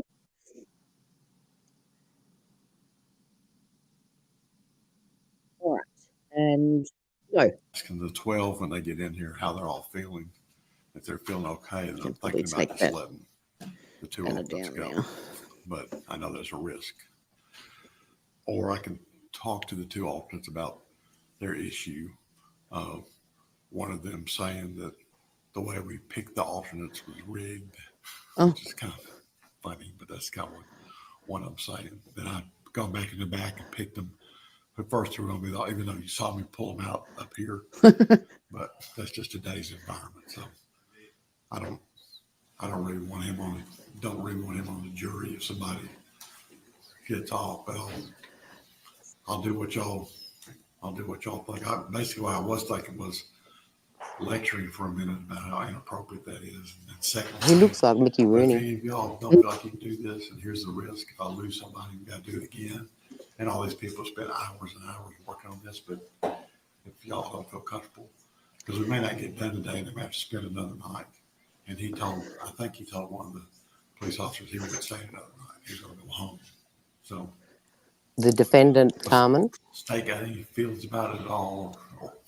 I have a lot of feelings, Judge. But it's not something, of course, that we deal with regularly, and we want to do everything. The percentage you need for probable cause in Indiana. So it's only 20%. Okay, I thought it was to self. preponderance of guilt is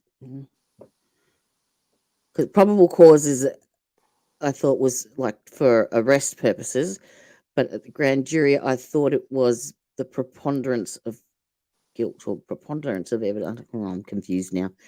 But yeah, either way, it's a really, really low bar, and it perhaps could be reviewed. That's all. So we note, if we ever go to the States, do not commit crime in Indiana or Massachusetts. No, Indiana. No, that's where Carmen grew up. That's Carmen because Carmen is AJ's. I know who that is. Yeah. 20% for probable cause, though, to search a vehicle or something like that. That's unbelievable. That's why she was quoting from Indiana. Yeah, that's what I'm saying. Don't go to Indiana. It is, but that's where it starts. Yes. I think grand jury is 40 or something like. Yeah. Well, they need to raise it. That's in my opinion, because just cause I said so. Everything on the evidence, we can't just assume that everything will be okay on it.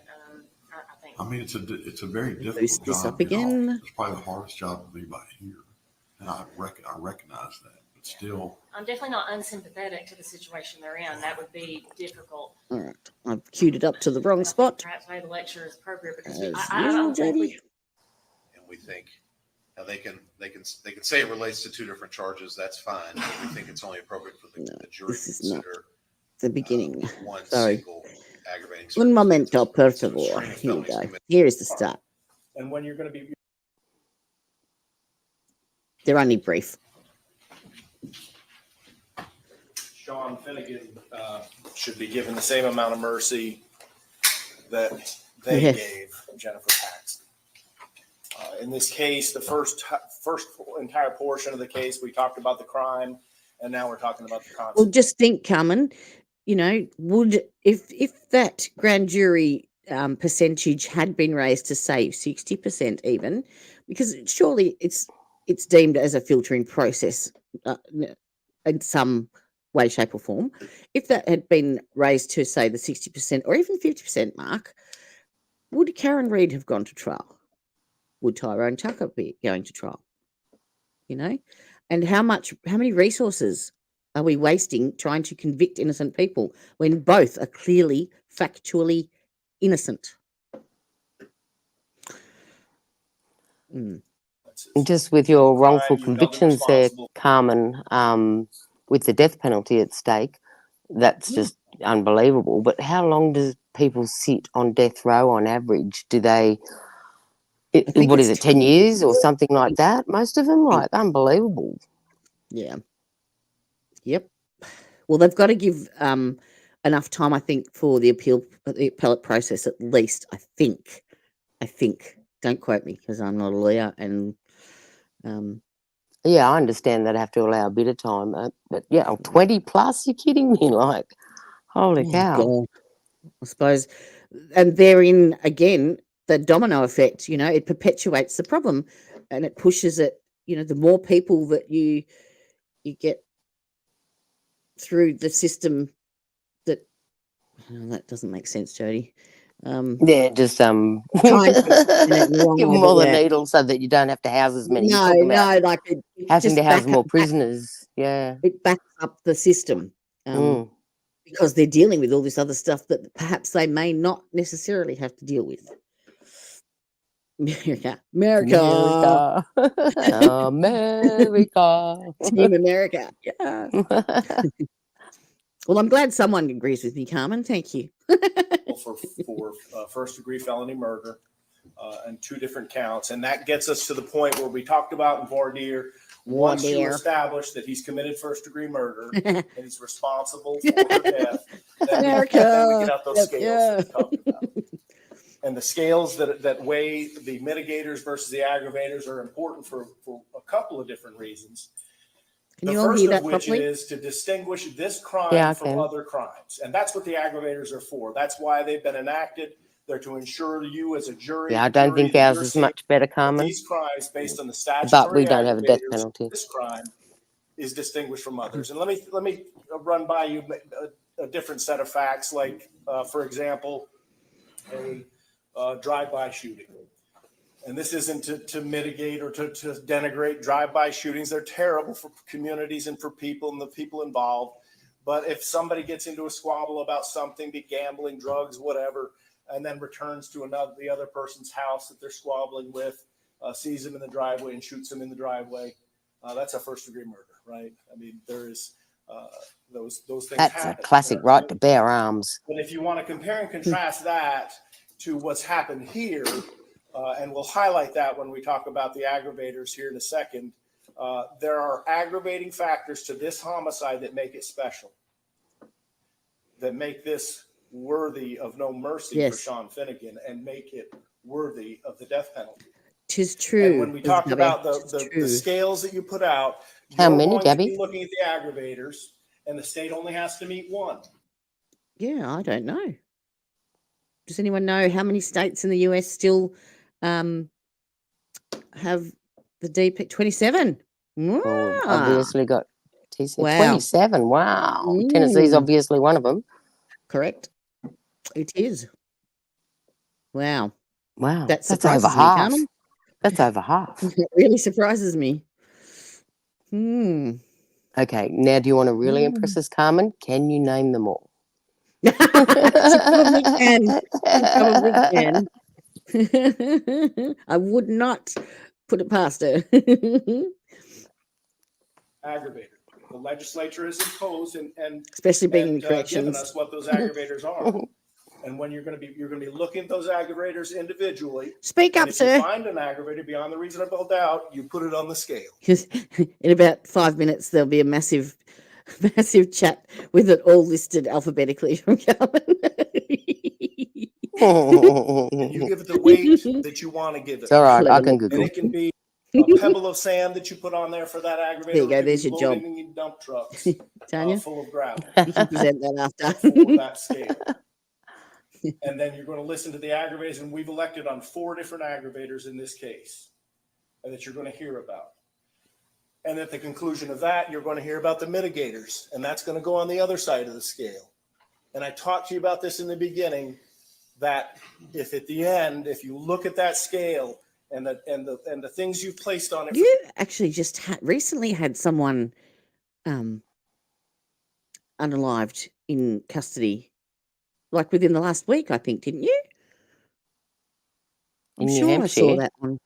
No, not in New Hampshire. It's the US had someone executed last week. I'm sure they did. I'm sure I saw it somewhere. I heard about one about a month ago that kind of went wrong. Oh, it's 24, is it?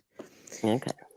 The abolition of capital punishment does not affect Michael Addison, who was sentenced to death in 2008 for the murder. Okay. Oh, here we go, Carmen. See, I told you. I could hear those keyboards clicking. I could hear it going. I told you. I knew Florida was one, and Georgia, Kentucky, Missouri. Yeah, they seem to be a lot of southern states. And it's in alphabetical order. Look at that. Yes. California, Oregon, and Pennsylvania governors have issued moratorium. What's a moratorium? You're not allowed to do it right now until we make a decision. Okay, cool. It's like the gun moratorium here when they said, okay, you're not allowed to have guns, but you can hand them into the police. Gold star for Carmen. Good job. Thank you.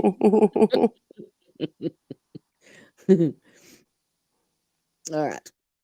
For the aggravators and the things that you placed on the mitigators, if the aggravators outweigh the mitigators, you shall impose the death penalty. And we talked about that individually in Vardir, and you all said that you could understand your oath and that you all could do that.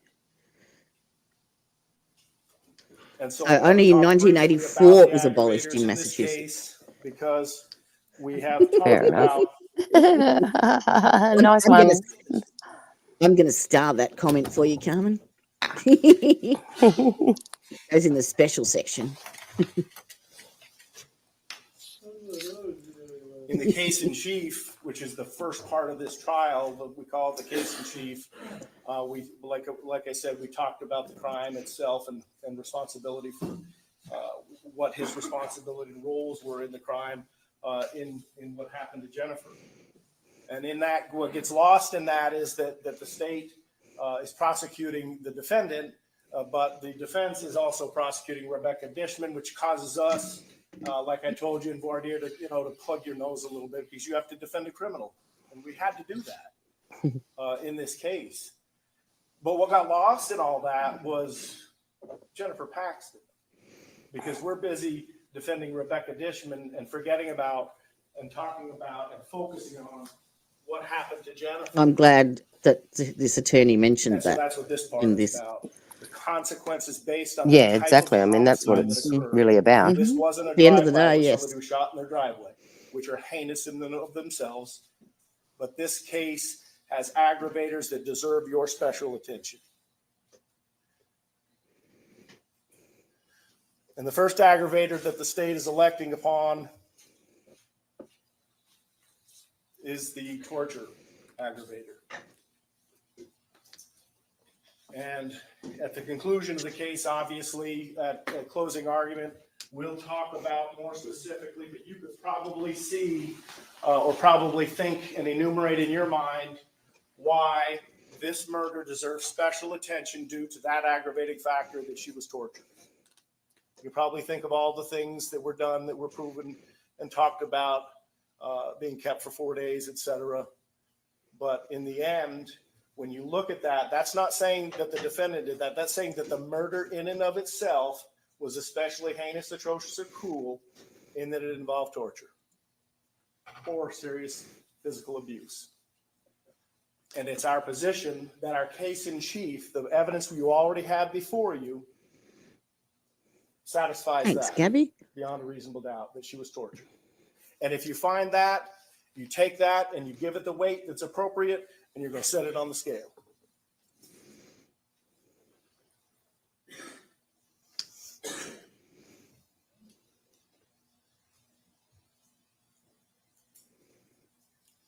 The second factor that the state is electing upon is avoiding arrest. And you think about the circumstances in your mind. Was the murder committed to prevent the lawful arrest or prosecution? And you think about the circumstances of how this homicide occurred and why the actual death occurred. And the state is putting that in through its case in chief, that in fact the reason and part of the reason, even just if it's a little portion of the reason that they killed her, was to avoid scrutiny of the police and potential prosecution. That is a factor that you can consider as an aggravator in this case. And you're going to assign it a weight, and you're going to put it on the scale. The third factor the state is relying upon is the defendant had a substantial role in the underlying felonies. And your verdict already says he's responsible, but now the nuance is, did he have a substantial role in those underlying felonies? Think about the aggravated kidnapping. Did he have a substantial role based on the information you have in your case in chief in the kidnapping? And you think about and enumerate in your mind, and we'll talk more about that in closing, about why we think that's proven to you beyond a reasonable doubt. And you take that and you assign it the weight and you put it on the scale. And finally, the fourth enhancer that we're going to, or aggravator that we assert that the defendant, we've proven in our case in chief, is that they mutilated her body. And you're going to take that, and whether, if you believe that beyond a reasonable doubt, that he cut her nipple off, her nose off, portions of her arm, getting her from the fridge, putting her in the freezer in the first place, then you'll take that as an aggravator, you'll assign it a weight, and you'll put it on the scale.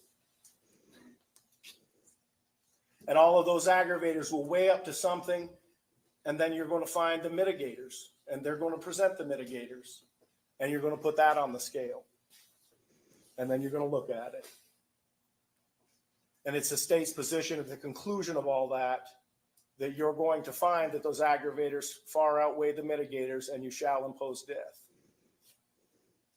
Part of the process is that we have just like we did in the first trial, we call witnesses to establish those factors. We're not going to call any witnesses. You've already heard from them all.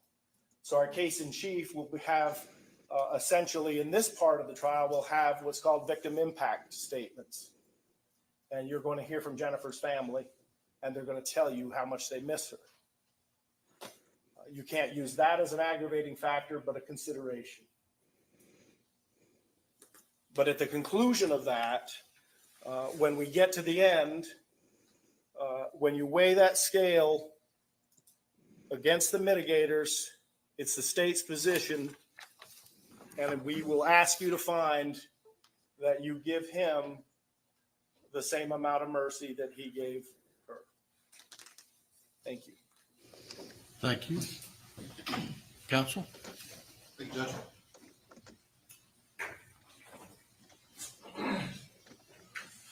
Morning. I know you haven't heard much from me in this trial, but we spoke, I think, back in June when we all got to meet one-on-one. Nobody remembers back that far. I've been driving in every day on this case down Clinton Highway. I'm based out of Knoxville. And right when you come over the county line and you're coming down and Lambert's is on your right, there's a big billboard on your left. It's got a picture of Dolly Parton on it. And it says, "Find the good in everybody. Find the good in everybody." And thought about it, and it just kind of hit me one day that that's what my job is in this portion of this trial. And that is to investigate and collect documents and talk to people and meet with my clients, and then try to prove and present the good that is in Sean Finnegan. And it's probably a difficult task, I realize. And it's difficult for you all to consider after all the things you've heard in this case in the last week or so. But that's part of my job duties, and honestly, it's an honor for me to represent him through this process. So that's my job. Your job is to decide one issue, and that's whether to sentence Sean Finnegan to death. That's it. It's the one thing you have to decide in this part of the trial. It's more complicated than that. There's a lot of legal standards, and it's a mini trial, and there's witnesses and all that. But if you can distill it down to its essence, that is why we're here. That's what you're here to decide. So I want to start with acknowledging a few things. I understand that some of you may have concerns about your verdict in this case. And I can assure you, based on the verdict that you all returned yesterday, that Sean Finnegan is never going to breathe free air again. Period. He's never going to get out of jail. We've talked about the sentencing options. We'll talk about them again that you'll have at your disposal today through this process. And we talked about them in jury selection. And of course, one of them is life imprisonment. The courts have told you before. I know we talked about that in jury selection, then we didn't talk about it in the guilt phase, and now we're talking about it again. But the minimum is 51 years. Okay? He's 56 years old. He's 57 next month. He's never getting out again. The other thing I want to say is that we accept. I just started a poll on my in my chat on the defense rests. So if you're on alternate jurors channel, you can jump over and have a look at the poll in my chat and vote if you would like. And whilst you're there, you are more than welcome to like and subscribe, and then you can jump back. That'd be awesome. Awesome, wicked. Cheers. Your verdict.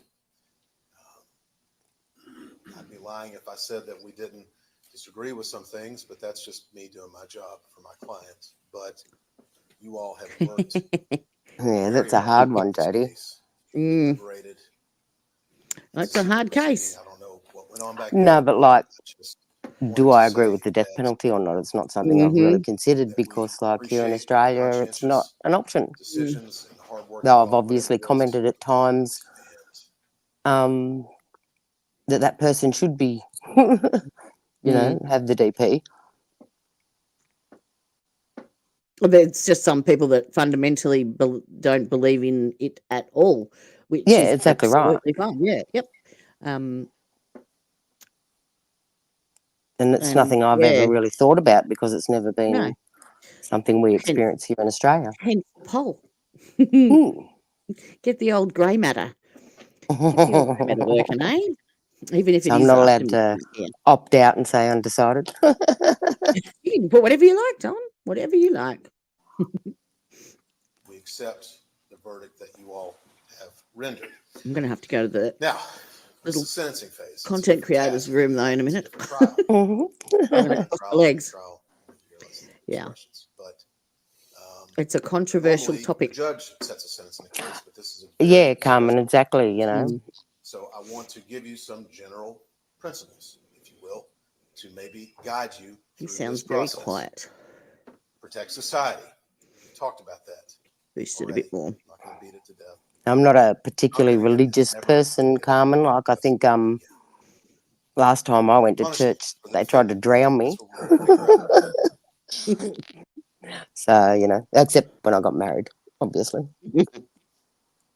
To serve justice and to follow the law. Now, where does the law come from in this case? I can't seem to boost him any We all higher. know laws are passed by our General Assembly, the legislative branch, our state government.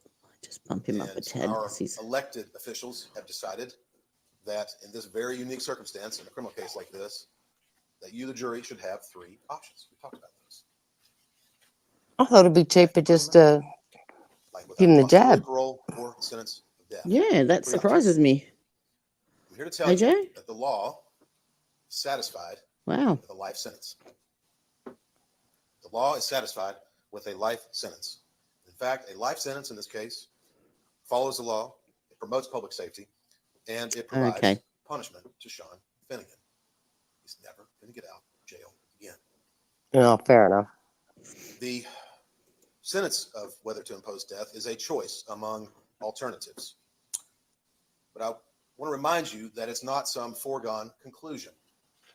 The state a moment ago got up. So, Carmen, what are the, like, there'd have to be grounds for appeal. No, like the grounds to actually request the death penalty to be imposed. Do you know what the standard they have to meet to be able to ask for that in the first place, or well, guiltier than guilty? Yeah. They have to be really, really guilty. As I didn't watch any of the pre-trial stuff or anything with this, and I haven't had a lot to do with death penalty cases, so yeah, that just popped into my little noggin. I haven't got ADHD. And talked about putting things on a scale, weighing things. And I swear he's got Parkinson's. Yes, you are supposed to weigh things. But he's got a little beady rat's eyes and nose. Mechanical process. Okay. This is not some metaphorical scale where we get out. Thank you. 6 chips on one side and 4 on the other, and presto changeo. AJ might even be able to done. answer that one, perhaps. That is not what this is about. And I know you all have been here a long time.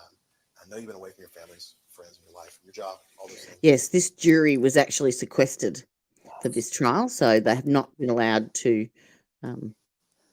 leave or go home, and all the deliberations. They've been put up in hotels and stuff when they're not either in court or in deliberations. But I cannot impress upon you the importance of not falling into some mechanical view in this process. Okay, if you're on a jury, would you prefer to be locked up in a hotel, or would you prefer to be able to go home each night? Depends how long the trial was going to be, I suppose. Wouldn't particularly worry me either way, but yeah, if it was going to be like to take care of my trial, yeah, no, I'd rather go home. But a week away in a hotel, expenses paid. Well, could sound appealing at times. I was just about to say the pool. I was going to say spa and sauna. Climate, location. Yeah.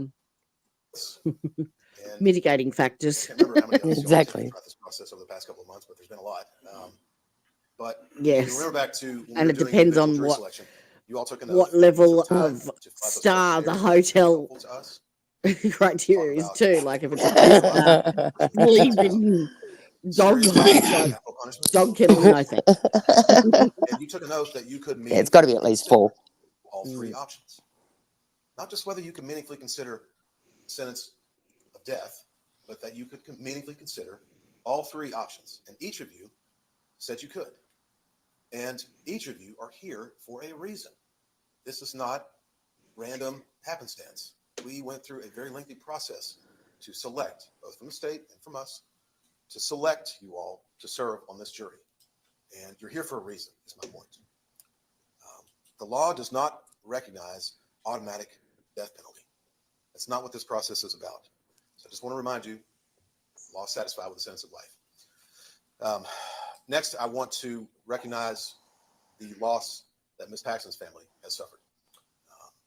The state brought up an opening, and I think it is a good reminder that a great deal of this trial was focused on the power dynamics between Rebecca Dishman and Sean Finnegan. Correct. But I'm here to say Yes, that and the witness, Rebecca, is 25. We're not here to blame her for anything that she did or didn't do. 32-year age None gap. of this is her fault. And so I just want to make that clear. Her family through this process, everybody's been very respectful. In headlights, yes, correct. Respect as well. He's also a deer. But my job, hopefully, is to humanize my client. And I know that seems difficult based on some of the evidence that everybody's reviewed in this case, the lifestyle, the behavior. But I'm here to hopefully emphasize some positive qualities that he possesses. There will be some negative things as well. Our proof This is the point that the defense is trying to make about issuing the DPs, that, you know, if you issue him life, that's a minimum of, I think they said 51 years, and he's 57. So he's never going to see light of day again, and he will be there until death do us part. Yeah. Correct. So what's the difference with imposing this as well? That's their argument, basically. This of Jennifer Miller from Pine House again. I wanted her to come back and just talk briefly So about that's his job duties while he worked there. So that's bad pause, Jody. Move that Sean up has there. worked for, he's 56. He's worked for 40 years of his life. These are Jennifer Paxton's family. That's her aunt, her grandmother, and cousin, I think. She testifies, and there's a couple of others as well. Now, as I say with most crimes, sorry, you just paused. The one that you get caught for obviously isn't the first one you did. If it is, you're pretty unlucky. You know what I mean? So do you think he's probably done this before? I don't know. Just another point, yeah. Don't know. Maybe not to the extent, but perhaps at least thought about it. Yeah. Fantasized about it. Who knows? You don't get to that point overnight all of a sudden. No, that's right. Talk a little bit about some of his work responsibilities and what he did there.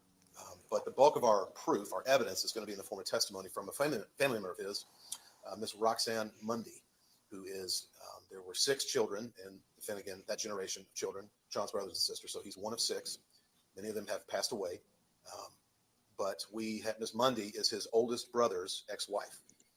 Sean was raised in Deerfield Beach, Florida, outside, just north of Fort Lauderdale, on the Atlantic side, in between. All right, I'm just going to go to the loo. Okay. That's where he's from. He moved around some early as a kid, but that's where they settled. And so Roxanne is going to be able to give us not only her knowledge of the family dynamic of the Finnegan family, which is pretty dark, but she also has eyewitness. She lived in the house for about a year when she was pregnant with her first child. So she's going to give you some insights into what things were like there in the Finnegan home. But if I could sum it up, I would say that Sean Finnegan's formative years, his childhood, adolescence, teenage years, there was a lot of damage. There was injury, there was abuse, and none of which he had any control over. And we're offering this not as an excuse. Okay, I want to make that clear as well. I'm not saying that he's justified in doing what he did in this case, or that somehow it's excusable. I think that's an easy cliche, and I think it's kind of cheap. And so I just want to reinforce that we are here simply to explain who he is, because it's important. If you are going to vote whether to sentence someone to death, I think it's important to know a little bit about who they are. I think you want to know something about him, because he sat over here quietly this whole time. He didn't testify in the guilt or innocence phase, which is his right, and there are reasons for that. Why would he testify? Hearing or not, but regardless, I think it's important that we present some information on who he is. And it's also important to show and perhaps differentiate between what many of your all's childhoods were like. We didn't get into that granular level of detail in your jury questionnaires, so I don't know what everyone's walk in life has been, but I think that most of us were raised in a home with love and protection and dignity and guidance and respect, and he didn't really have that in the Finnegan house. So I think we all can agree that children start out basically the same, blank slate, and through twists of fate, other decisions and actions that are out of our control, our lives can end up remarkably different. But there's a lot of people are abused and damaged and don't go around murdering people. And the trauma that he suffered, I think it's important to show that he didn't have any help. He didn't have anybody there for him to support him.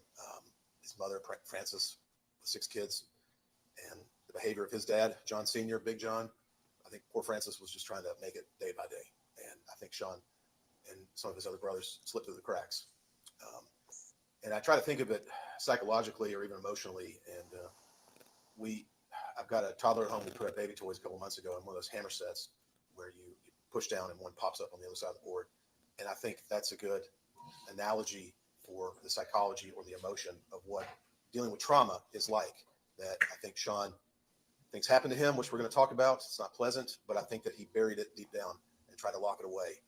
And it came back out in other ways, and not healthy ways, with violence and risky behavior and toxic relationships and poor decision making and substance use.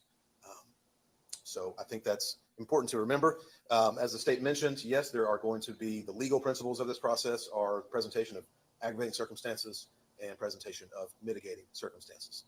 And so our mitigation is going to be basically a variety of instances from his childhood, the things that he experienced, what his family unit was like, sort of the foundation of his life, and why perhaps he may have, why we're all sitting here talking to each other.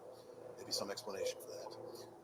But ultimately, I want you to remember that aggravating circumstances are a reason to impose death. Mitigation is a reason to vote for life. And at the end of this small trial, I'll get back up and I'll be advocating for a sentence of life. Thank you. Thank you, sir. State ready calls first witness. Your Honor, victim impact statements to be read at this time. And Okay. if the court wants to address those in a particular order. Or Let's see. The first one I've got is should have 4 total. Beverly Jeffers. Ms. Jeffers, could you step up here, please, ma'am?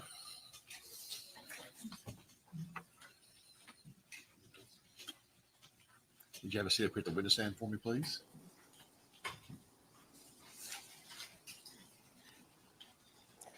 Yes, know where you're coming from, Gabby. The whole truth and nothing but the truth, so help you God. Okay. Thank you.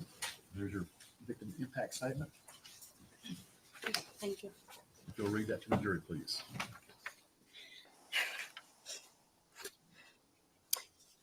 I'm sorry. Your Honor, I want to thank you for allowing me to speak on behalf of our family. Our lives have forever been changed. It is always hurtful to lose someone you love, but it's a different kind of hurt and pain to lose someone you love the way our family lost Jennifer. We didn't just lose Jennifer, she was taken from us. When Jennifer went missing, we looked all over town for her.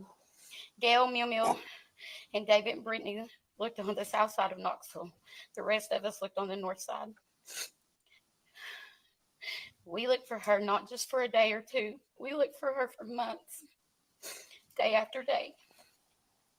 Her grandmother called Mom. It's better my eyeballs aren't floating. Day to ask us if I had seen Jennifer.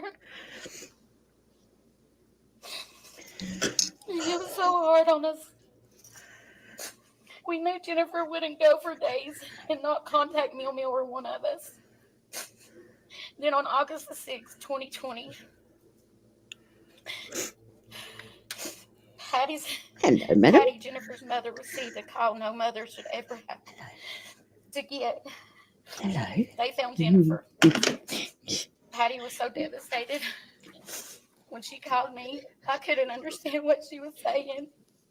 Then when I finally did understand, I, like the rest of our family, went into complete shock. The most awful thing that could happen to a person and their family did happen. Jennifer was murdered. Jennifer, who was a mother, a daughter, a granddaughter, a sister, a niece, and a cousin. Her mother, Patty, didn't make it through the loss and devastation. She died with a broken heart. Before Patty passed away, she asked myself and the other ladies here with me today to promise her we would be here every day in court for her and Jennifer to show Jennifer was loved, is loved, and forever will be loved and missed. Thank you. Oh, you want some? Oh, okay. The next The I treats have. are empty. Come on.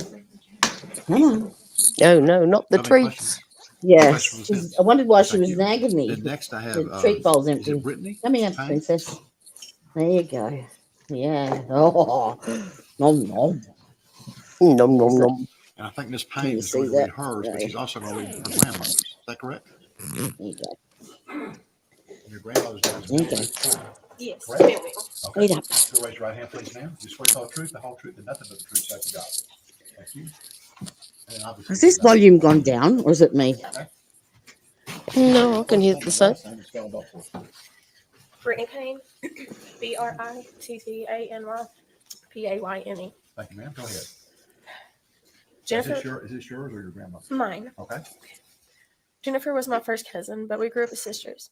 I love Jennifer with all my heart, and losing her has really hurt me. I can't think straight. I have No problem. nightmares. I can't sleep right. And this past week, I can't even eat right. I can't even listen to songs without thinking of her. It hurts me to know that I'll never see her again. I'll never hear her voice again or see her smile. Or I've got hear a her helicopter laugh. coming back over here It again in a absolutely sec. kills me. I'll turn that I'll never sound get off. to tell her goodbye. Knowing I'll never get those phone calls or messages ever again destroyed my heart. My whole world changed, turned upside down. I'll never look at this world the same again. Thank you. And I think this is your grandmother, correct? Correct. I think she's here today. She is. Okay, great. Go ahead. Jennifer was my granddaughter. I loved her dearly. Losing her destroyed my heart. She was my everything. When Jennifer went missing, we searched everywhere for her. Not for days or weeks. We searched for 8 months. When Jennifer was found, sadly, it wasn't the news we were hoping for. When I learned of Jennifer's death, a part of me died as well. I struggle every day. The anger, the hurt, the despair is indescribable. The nightmares that I still live with to this day will not go away in this life. The only thing that helps me get by from day to day is knowing I'll be with her again one day in heaven. Apparently, no. It's only just. It's limited to purple. AJ, that's all. Any questions from the defense? Limited to purple. Okay, thank you, ma'am. And Step down. I just thought I'd Then share next I have- is it Princess. Michelle? Michelle, I think you're the first cousin. All right, okay, step on up here, please, ma'am. Uh-huh. Oh, you got camera shy, have you? Mm-hmm. Spoiled cats. And I had to turn the heater on in the room for them, Okay. so they didn't get Raise cold. your right hand. You swear to tell the truth, the whole truth, Whilst and I was nothing but the away. truth, so help you God. Thank you for having a seat, please. If you'll tell me your first name and last name and spell them both. Michelle McMahon, MICHELLE, MCMAHAN. Thank you so much. Now you can read your statement. I'm Michelle, a first cousin to Jennifer's mother, Patricia. First, I'd like to tell you about Jennifer. She was kind and loving, and she cared about other people, even strangers. She grew up with a tough life, as many of us did. The difference between her and us is that she never seemed to make peace and get past the hardships of her childhood and upbringing. She never knew her natural father, and partially, I think that gave her a distorted view of what a typical family unit should be. I believe this led to her making a series of poor decisions in her own life, including the men she chose to try to build a family with. She longed to have a typical, normal American family, but she trusted too easily and too much. Jennifer's mother tried the best she knew how in raising Jennifer, but in her own words, she made a ton of mistakes, especially with Jennifer. Patty was desperate for Jennifer not to make the same mistakes that she did herself, like becoming a mother at just 15 years old. Because of this, she was way too hard on Jennifer, not allowing her to have normal friends. She wasn't allowed to play in the neighborhood like her brothers or hang out with others after school unless it was with family. This is why Jennifer so lovingly clung to her grandmother. She felt loved with her. She was allowed to be more of a child, the normal life when she was with her. So naturally, Jennifer had more of a mother-daughter relationship with her than she did her own mom. Jennifer was also the middle child and the only girl to her mother, Patricia. When Jennifer went missing, it didn't go unnoticed by our family. Even though she had become part of the homeless community, many of us searched for her for months as we looked at every person we passed as we went about our daily lives, hoping to spot her somewhere, as we always had in the past. Patty, like many other parents of addicts, was terrified of getting that call or knock on her door to tell her that Jennifer had overdosed and was gone.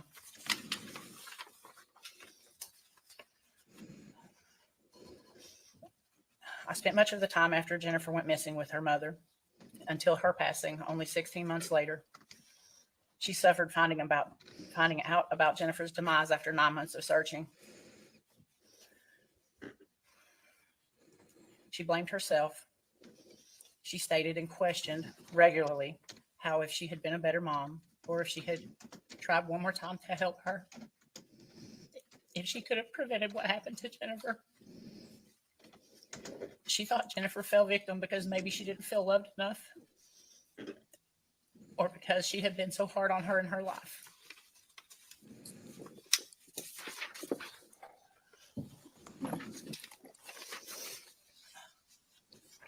Patty died in the hospital, still crying and suffering over what happened. Patty had battled health issues for many years, but after losing a second child, she had just given up. She was tired of the regret, tired of the nightmares and the day thoughts, tired of suffering and missing her daughter, Jennifer.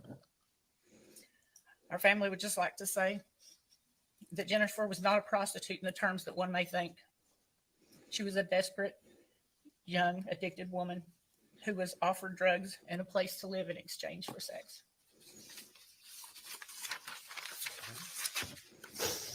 Please.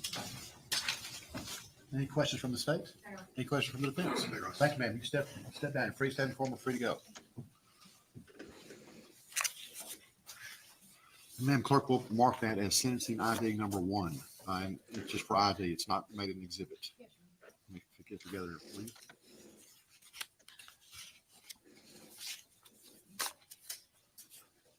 So if 100 degrees is 39 degrees Celsius. 40%. That's 0.4. Yeah, so that's 0.49. Yeah, 36. And any additional proof by the state? Okay. Thank you. And for the defense, who'll be your first witness? Please, we call Jennifer Miller. So we need to get Miss Miller. She's outside the hallway, Judge. Okay. Is Jennifer Miller? Thank you, Deputy. I'll get it for me. Co-counsel. Okay.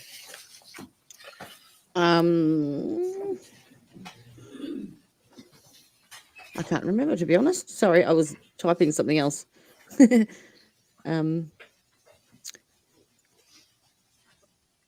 this still the prosecution? Yes, it is. Have to be someone related to Jennifer Paxton. Yes, sir. Because the only witness the defense calls is Roxanne. We'll take about a 5-minute break. Let's go step down and go to the restroom. Now, 2 officers, y'all need to go. Okay, so y'all stay with me. Okay. It's a bit tricky. Oh, she's got it in her. She pretends she doesn't, but yeah, it's there.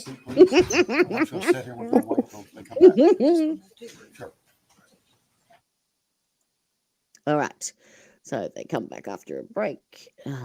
Oh, okay. This is I know who she is now, who you just asked.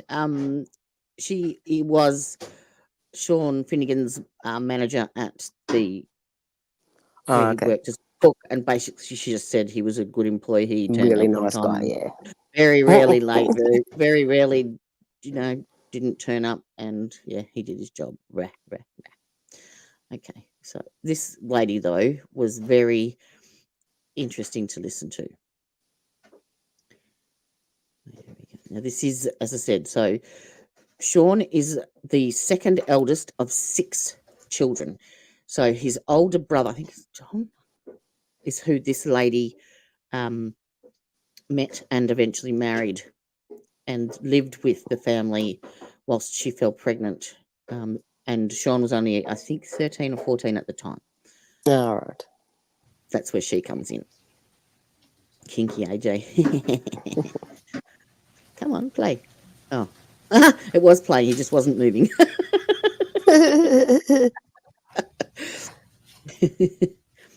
Blink. L. Oh. Ma'am, if you'll step.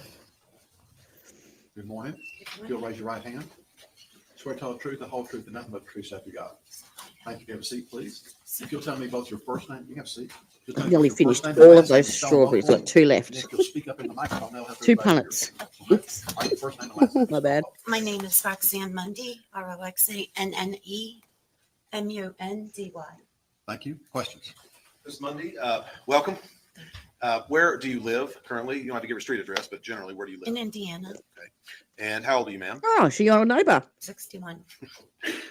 Your neighbour there, AJ. Who do you live with? My husband. Okay. Do you have children? We do. Okay. How many biological children do you have? 2. Okay. And are there stepchildren as well? Yes. How many stepchildren? We have 4 other daughters. 4. Okay. Do you work outside the home? I'm sure they have Wi-Fi. Historically, did you work in a particular field? Yes, always. Wireless rechargeables now, don't they? Working construction. I know it's been a long time. Finnegan? You recognize him sitting over Uh-huh. here? Yes. When's the last time you saw him? Well, it's been probably about a little over 3 decades. Personal. Okay.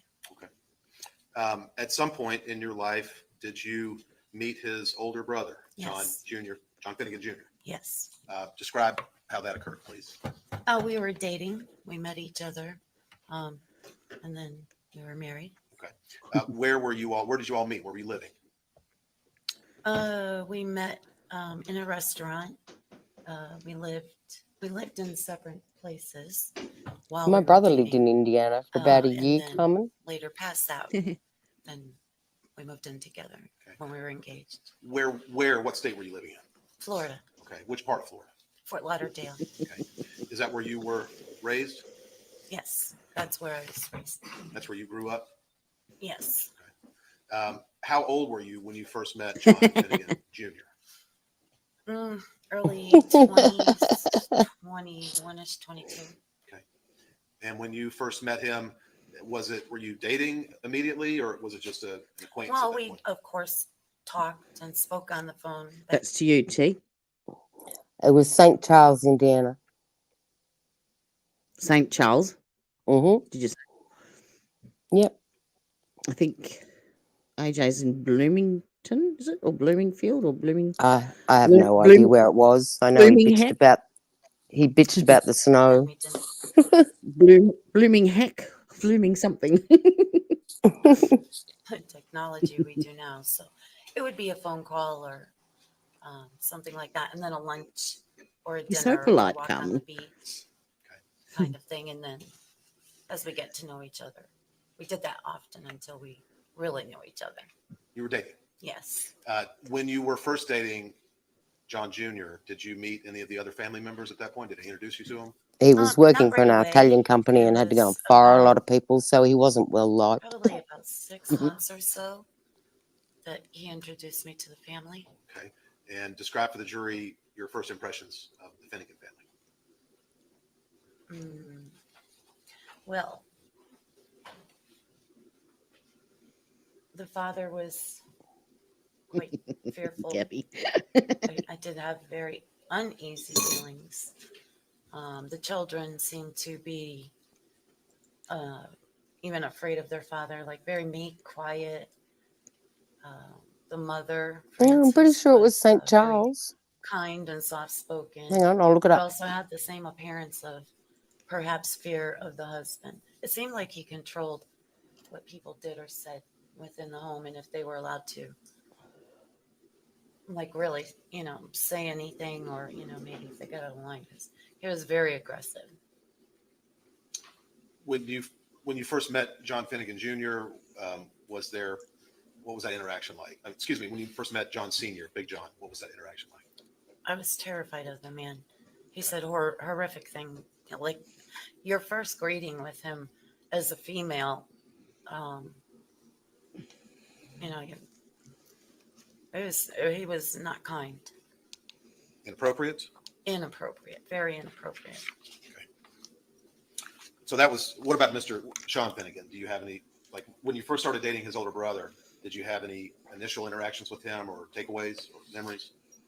Just that he might have been a little afraid and a little shy to come out and really be out there, as most families. I took it as just a new meeting, with the children, and children can be giddy because his other little brother and sister were also in the home, and they were your typical kids, but still, like what I would say, like as if you were to stifle a child and not allow them to interact with guests, perhaps, go to your room, don't come out, kind of thing from his father. Well, let's try to. I think I'm a state over. I think it was St. Charles, Illinois. You were early 20s. You first started dating John Finnegan Jr. How old would he have been at that time, the oldest brother? If I was 22, yeah, he was 24. Okay. And the next youngest brother below him is who? Would have been Edward. Okay. He went by Eddie. Eddie. Okay. How old was Eddie at that time? Approximately, if you know. He would have been. So at the moment, we are at the poll. Do you think the defendant deserves the DP? 75% people say yes. Nobody says no.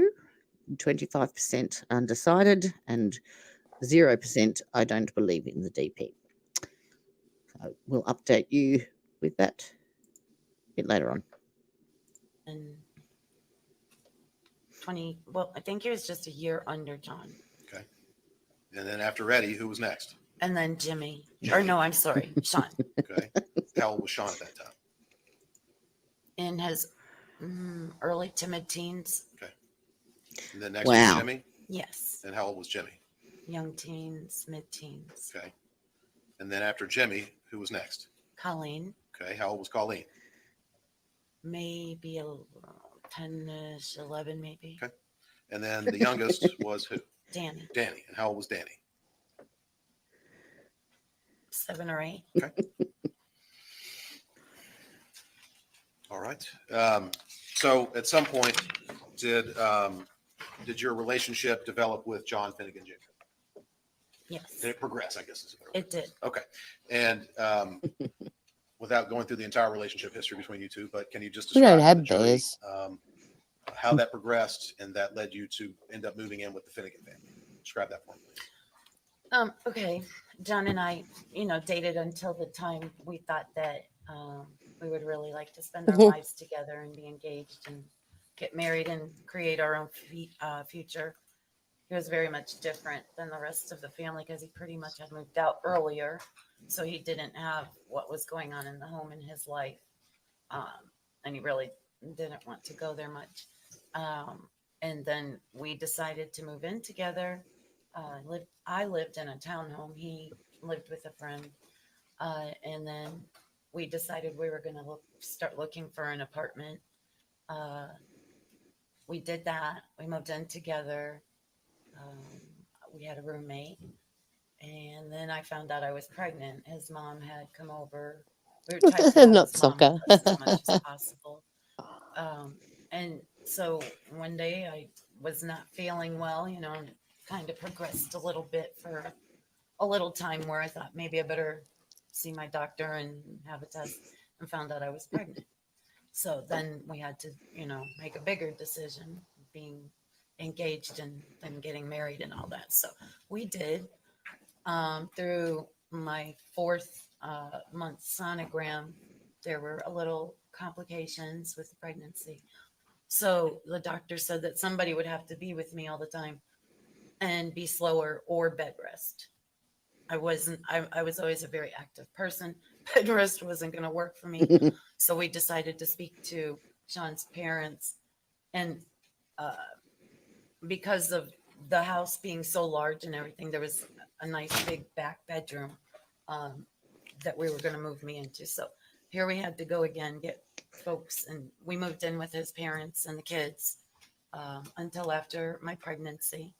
And then after we had baby, maybe 2 or 3 months later, we were able to actually go back and get into our own place again.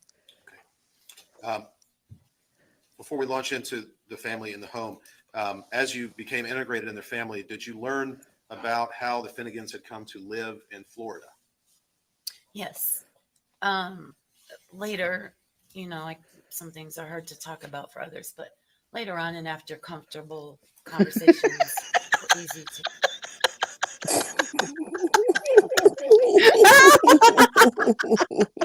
I'm laughing because my cat jumped up off the bed last night and did the same thing as it sprung up. It's just gone.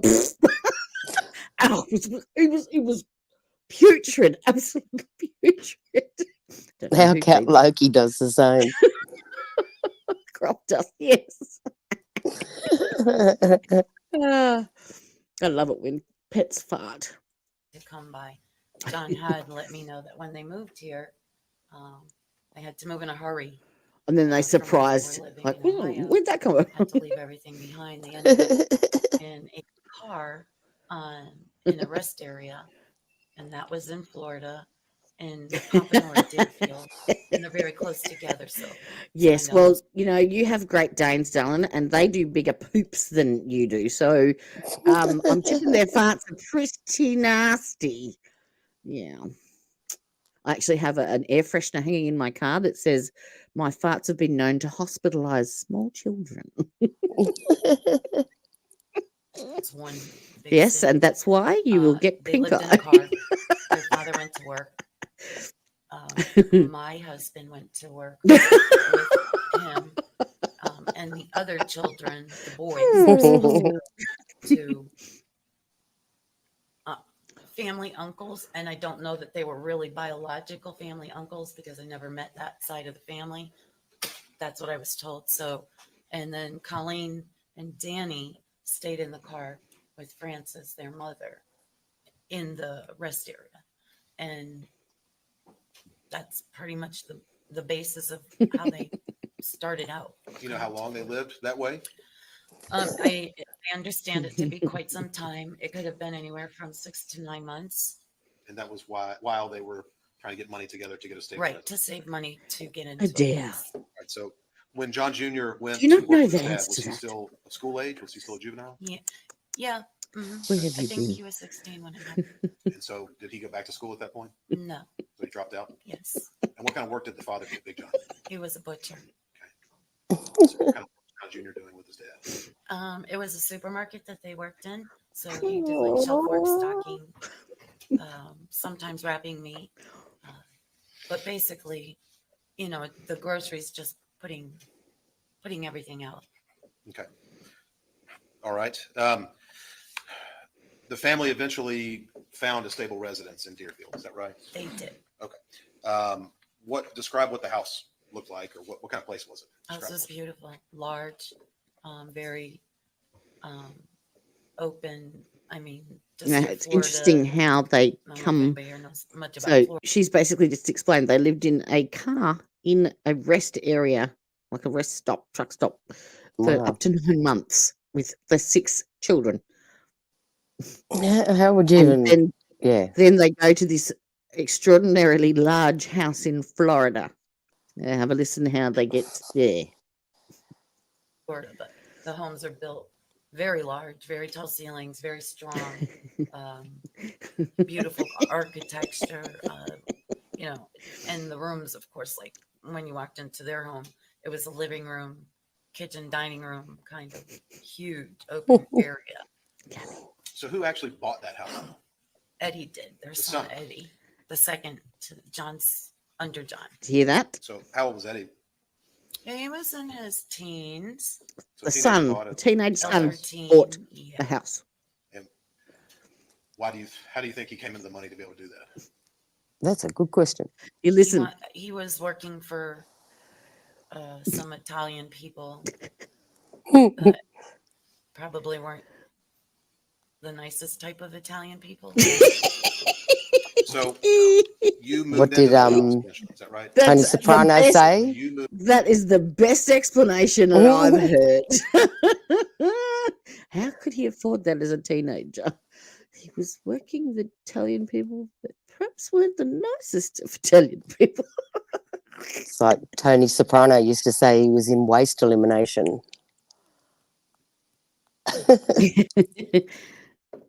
I know, Adair. It's one of those things, isn't it? Just like it's something that I cannot ignore, and every time I hear a fart, I have to giggle. I cannot help myself, whether it's me, an animal, a stranger. You are name just it. a child. I am. You're just a child.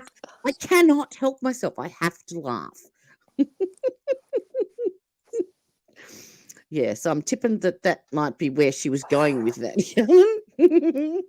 Just quietly. Moved in. Who all was living there? Oh, Sean, Danny, Colleen, Francis, their grandfather, their father's father, who was a war veteran. They're just like John these gangsters. Senior, the father, myself, and my husband. Okay, and so Eddie and Jimmy were already out of the house? Yes, Jimmy was on his own at an early stage. Eddie, Eddie was on his own. So Eddie bought this house for the family and had his own place as well. So how old was Sean when you moved in to live with them? I would Yeah, I think my great grandfather was a prison outfit 14, on a big boat. What was his demeanor like? I'm going to bump this up. Giddy, funny, typical. Tell me if it gets too fast. But kind of stayed to himself in his room all the time. You know, that his room was, it was dark. It was, like headbanger Awesome. music, heavy metal, if you will. Darker walls, just kind of to himself all the time. Was he going to school at that time? No. Do you know why? Well, he was supposed to.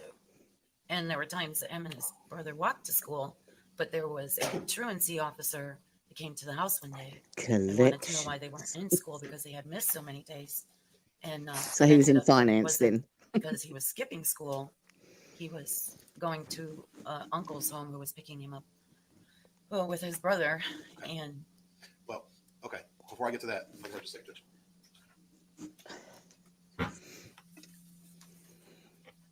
Personal discussion. Ms. Mundy, have I provided you some of, first of all, can you identify this packet of documents I'm handing to you? Yeah, these are Sean's school records. And have I provided that to you for you to look over? Yes. In preparation for your testimony? It's the bakery.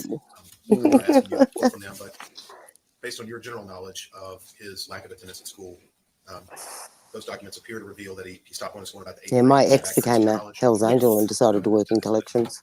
Oh. Okay, so Sean wasn't going to school when you moved in. Were any of the other children not going to school? Any other siblings? As far as I know, Jimmy was not showing up. Okay. Now, before we get to that, I just want to ask you about the general dynamic in this family unit when you moved in. Okay. And I want to go down the list. When you moved in, it sounds like you had your Sounds like the perfect job to me. Is that right? Yeah, pretty much. I love cannolis. Yeah, same here. Yeah, it was a large lanai, and we turned it into the room, the bedroom, and the baby's room.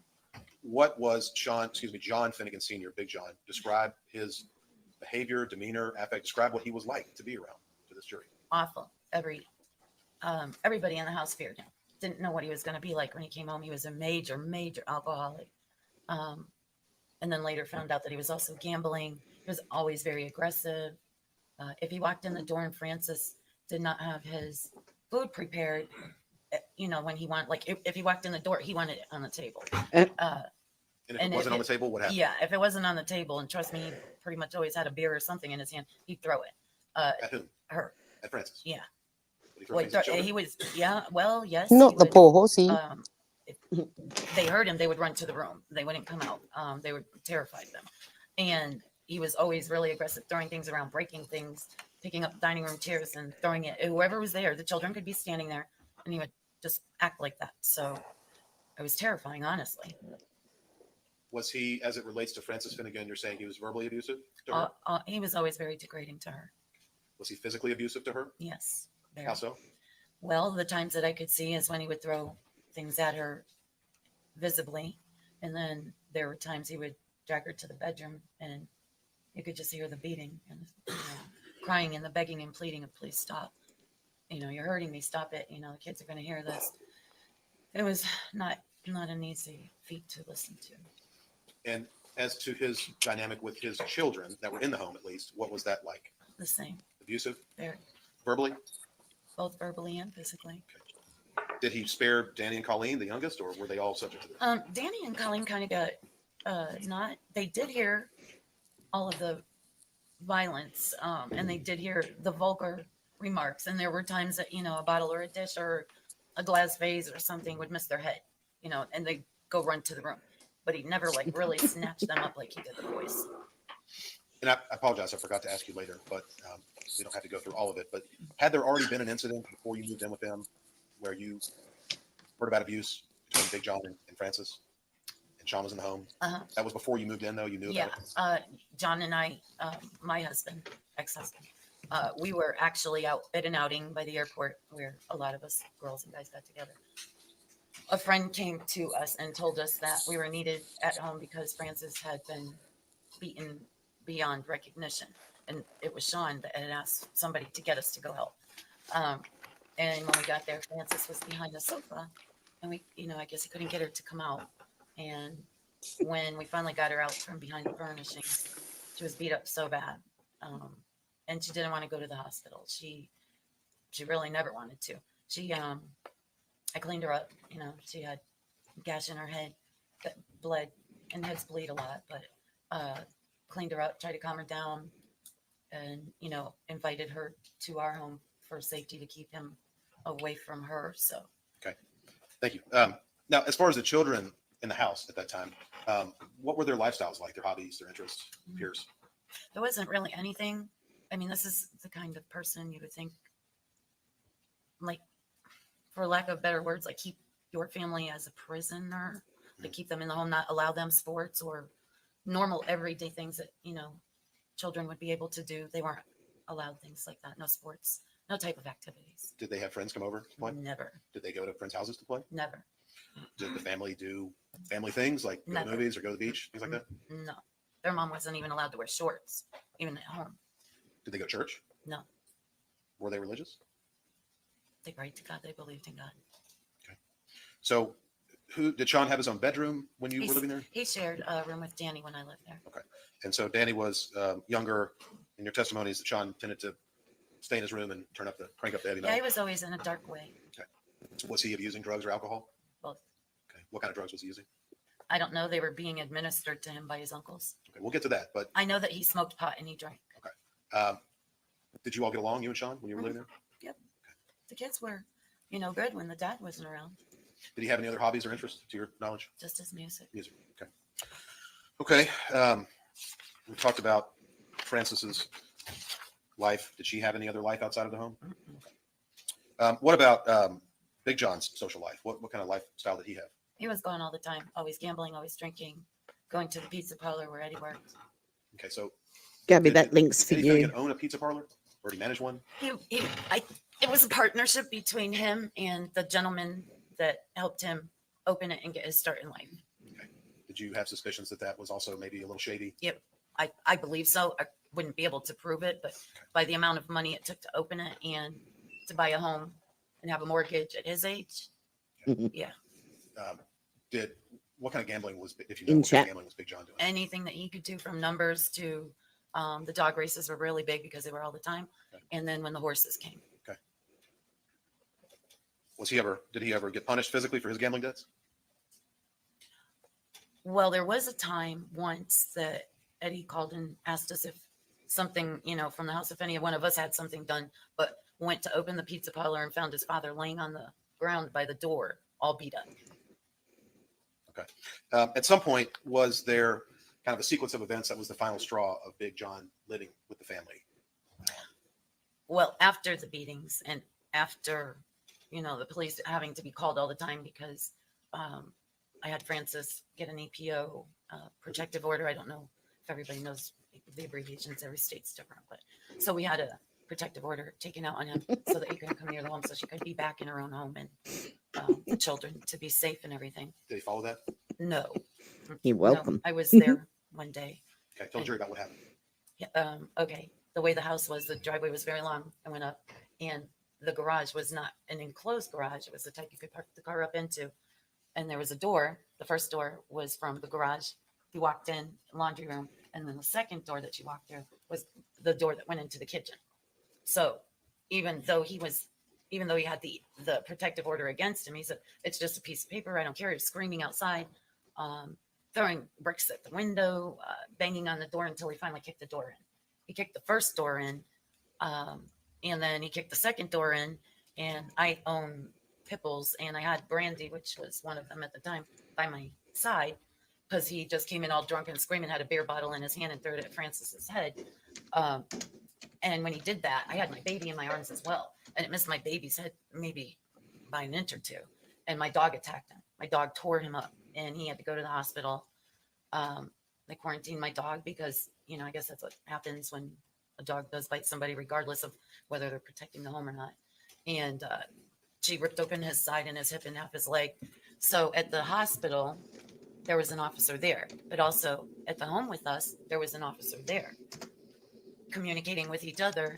The officer in the hospital wanted, something from the home or whatever. And then he was like, the dog, we got to do something about the dog. The officer said he has the one that was with us said he has a protective order. The doors are kicked in. The windows have the big, marks from the bricks because it was a huge double plated glass window. And the dog, was fine because the officer wanted to see if she was aggressive and mean like that, other than protecting the family.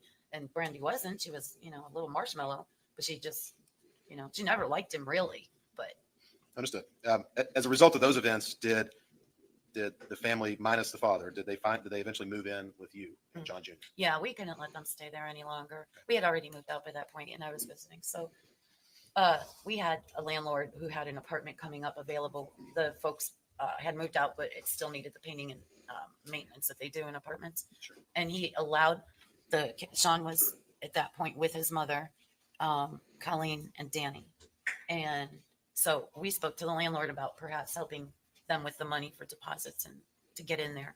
And because of the circumstances and because John and I had lived there so long and we're good friends and stuff with them, they let them move in the day the apartment was ready and then worked out a billing arrangement for them to have so that they could, of course, have a place of their own to live where he couldn't find them.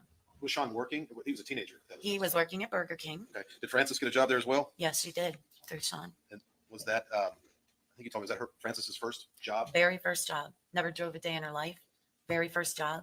She was as proud could be. I've never seen a woman so happy about going to work, and she walked every day. So yeah, it was something for her.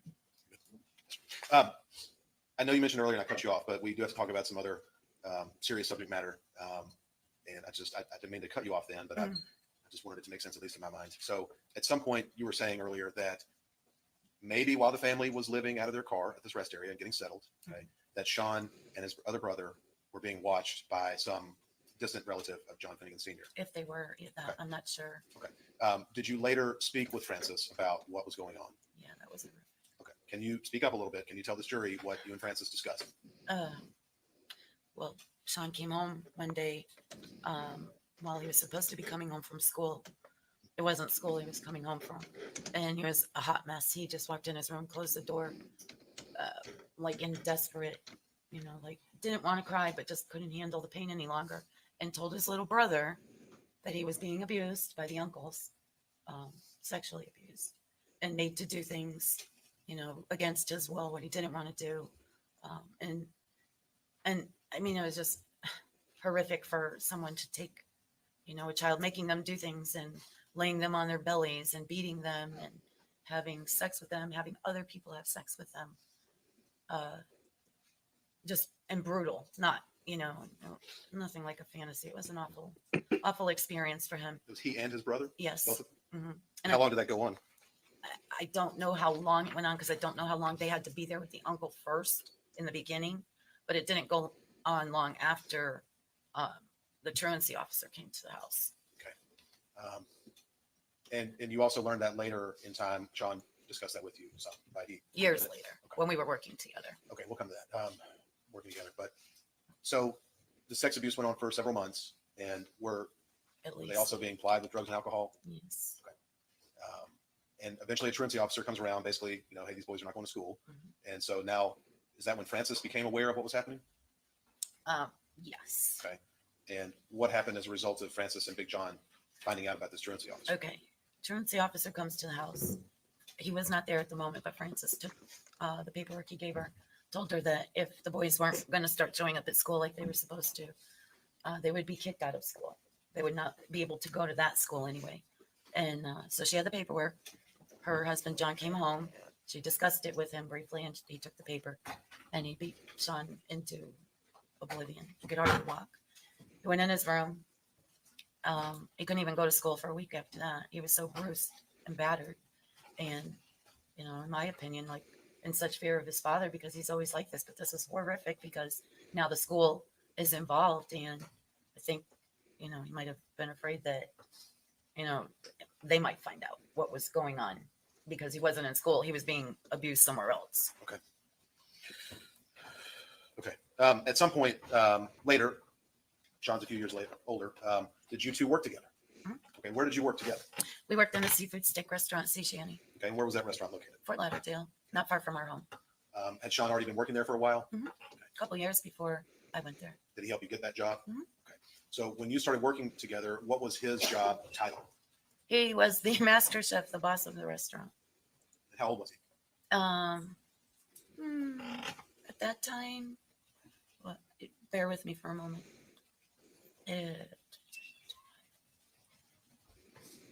Maybe very late 20s, early 30s. Okay. So what was he responsible for? What did he have to do? He ran the restaurant. He was the restaurant manager, but he was also the head chef. He's a great cook. And being the type of restaurant that it was, being very nice, and food critics coming in all the time and stuff. His boss, the owner of the restaurant, he was never with us, but Sean was the boss. So he would tell Sean, you have to make an appearance at least once in the evening, and he would have to put his white coat on and his chef's hat and go out and greet people, especially if we knew food critics were there. He would like to know anyway, just if there was something that maybe he didn't like or something and we could make it different. But yeah, he always used to go out and greet all of the customers that he spoke to. And, he loved it. He loved his job. I mean, this was a good part of his life and being responsible and on his own. And, that was like a big thing to him. Eventually, did he go to work at another restaurant? Like, did that years Sea later Shanty fail or something? Well, Sea Shanty actually tried to build other restaurants around, and I think Ohio might have been one of them. But Sean, they just crashed. They couldn't keep it going. So Minio's was a chicken place, and that was not far from Sea Shanty, same street, just farther down the road. He went to work there as their head chef. Okay. And eventually, did he, as a result of his job with Minio's, did he move to Tennessee at some point? Mm-hmm. They wanted him to go up there. They wanted to open a restaurant. I think it was Knoxville. Okay. And they wanted him to open the restaurant. At some point, did you and Sean kind of lose touch or grow apart? When he moved to Tennessee. Okay. Was that also when you and John Jr. were divorced as well? Was that perhaps because of that? Okay. Yes. What about when Francis moved to Tennessee? Do you know anything about that? I only know that John, my ex-husband, and his new wife said they had no space in their home to care for her. And Danny couldn't, Colleen could not. And John said, let Mom come live with me. I'll take care of her. Okay. Did he come pick her up in Florida? I think so. I think it was him. Okay. So when you were around Sean more frequently, I mean, I know it's been 30 years. 34, actually. Did he, how did he present himself? What was his? Well, being out of danger and being on his own for years, I guess helped him along. If you were to meet him and not know him, you would just think he was like any person, you know, cordially mannered, kind to people, dressed well, nice vehicles, nice homes, beautiful wife. You know, you're all around American person.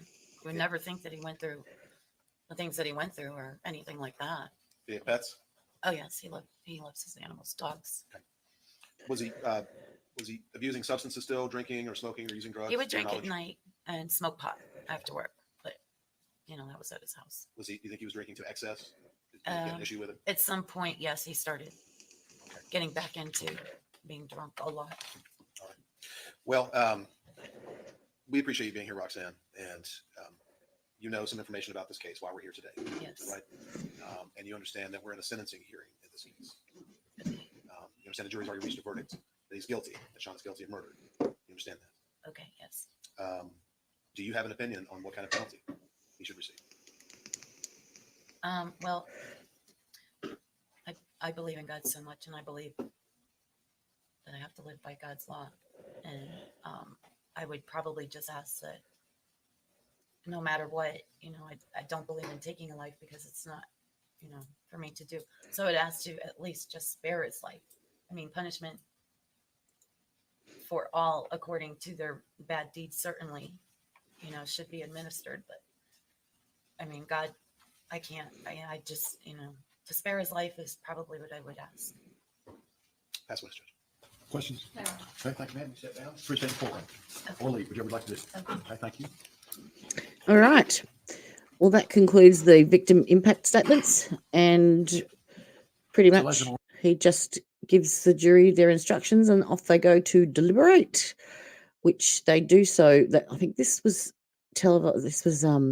streamed on Tuesday, I think. And I think they deliberated for about a day and a half, perhaps, from memory. So let's stop sharing that. And we'll go to the verdict, shall we? Our poll, I've just ended it. It ended up being 80% yes. He deserves the death penalty, and 20% undecided, and 0% no, and 0%. What was the other one I said? I don't believe in the death penalty. Okay, let's full screen this, share it, present. Not sure which one I'm at. Yes, that's the one. Got 4 screens open. All good. Okay, so this is the verdict. All right, drum roll, please.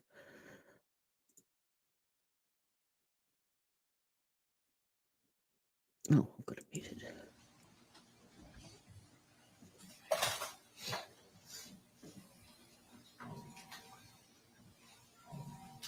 I can have a seat. It's really important that I do this correctly. And when I say that, I know that for me to ask things of you is, I just need you to be patient with me. So on aggravated number 1, the way I read it, it is not complete. There's a portion of aggravated 1 that's left out. And if that was inadvertent, leaving that section out, then I need you to put that section in and initial it. But if it was inadvertent, if that was what you meant to do, then I need y'all to come back and tell me. Your 4-person can come back with you and say, we meant to leave that. Now I've queued it up at the wrong place. And good job, Jody. Idiot.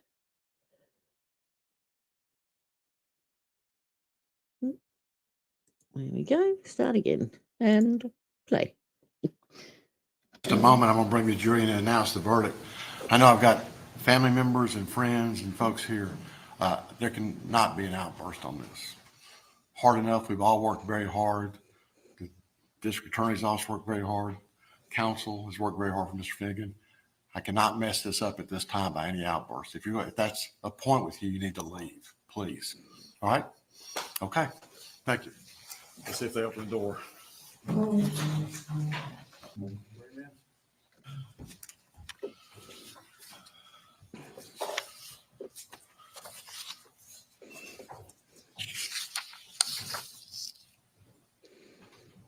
Now he really does look like a deer in headlights. Thank you. Have a seat, please. Imagine what's going through his head at the moment.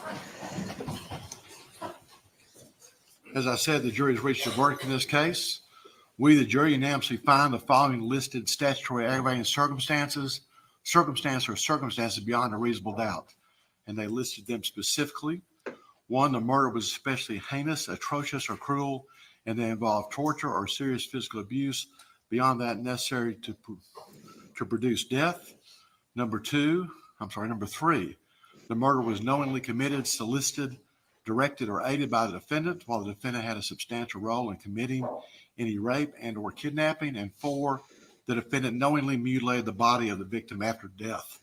We, the jury, unanimously find the state's proven beyond a reasonable doubt that the statutory aggravated circumstances or circumstances so listed above outweigh any mitigating circumstances. Therefore, we, the jury, unanimously find the punishment for the defendant, Sean Finnegan, shall be death. So, ladies and gentlemen, I need to make sure every one of my jurors. There you go. There you have it. So I'll do like I did last time. Juror number 1, is that your verdict, sir? Yes. Juror number 2. Juror number 3. Juror number 4. Yes. Juror number 5. Yes. Juror number 6. Yes. Juror number 7. Yes. Juror number 8. Juror number 9. Yes. Juror number 10. Yes. Juror number 11. Yes. And juror number 12. Yes. In just a moment, I'm going to excuse y'all. If y'all can hang around a few moments, I'd like to come talk to you. We won't talk anything specific about the case, but I would like to share with you for just a moment.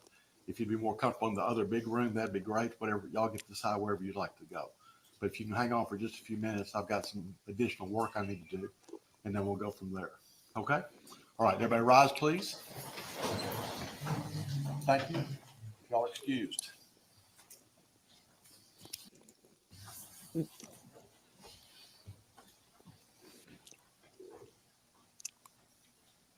Take a seat.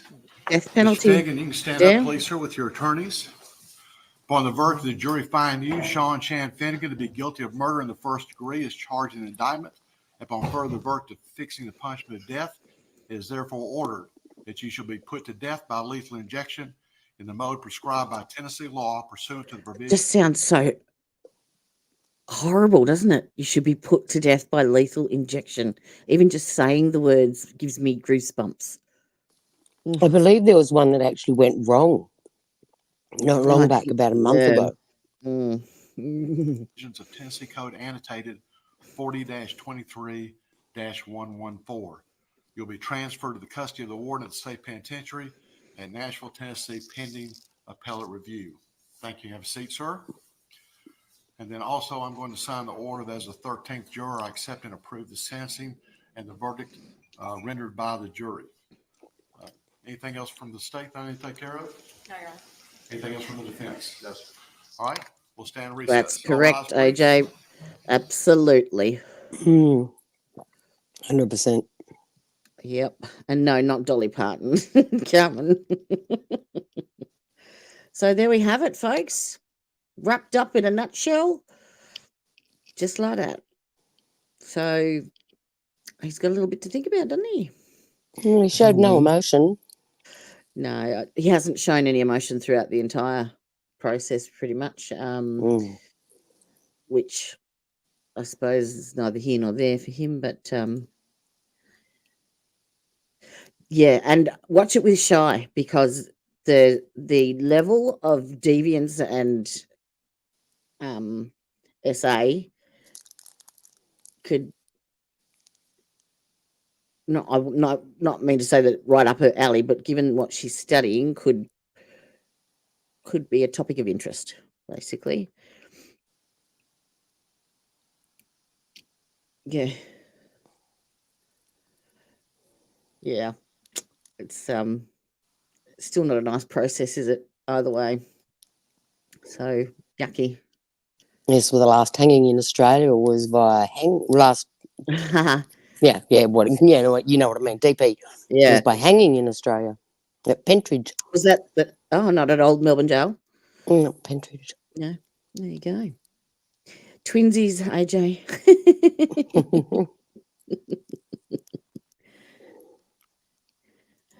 Don't think I'm allowed to say that, even jokingly. What did you say? What did you say? You didn't say anything wrong, doll. Nothing at all. All right. Well, that brings us to the using right up someone's alley in this case. Yeah. No.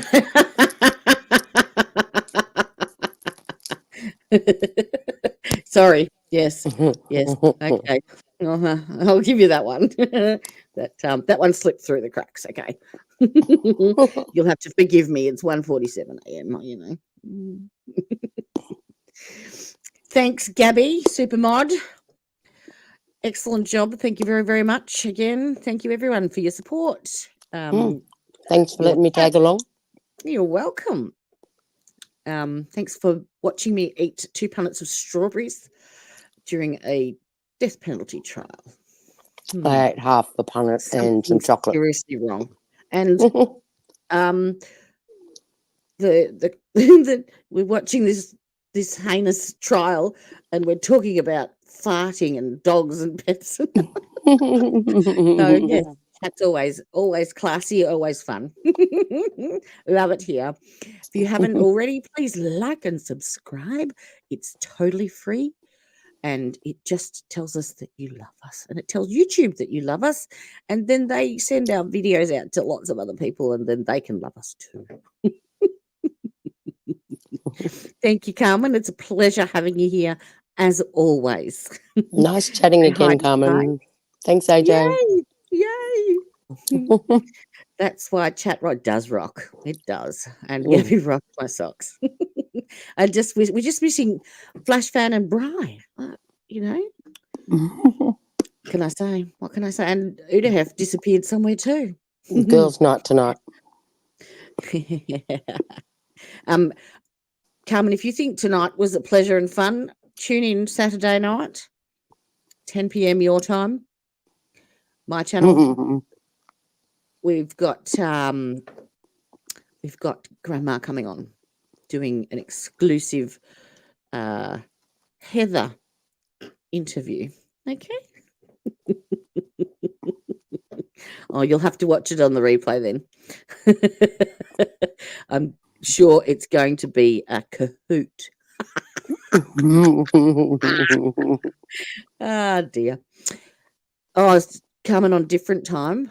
So it's 10 p.m. Eastern Standard Time. So that's when we're starting, and I think it'll go for probably a good couple of hours, no doubt. Yeah, bring your questions.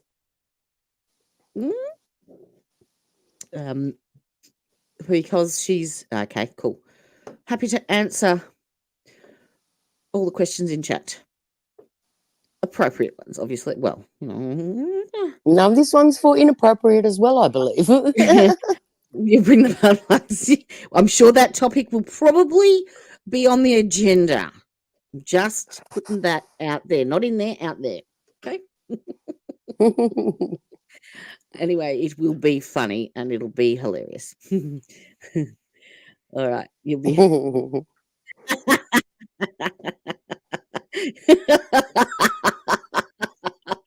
Yeah. All right. Yeah, she'll be sitting like lopsided as well, no doubt. All right. Well, thanks again for everyone for being here. I think I might. I haven't spoken to you, AJ, about tomorrow. I'll be in touch with you if you'd like to do something tomorrow evening.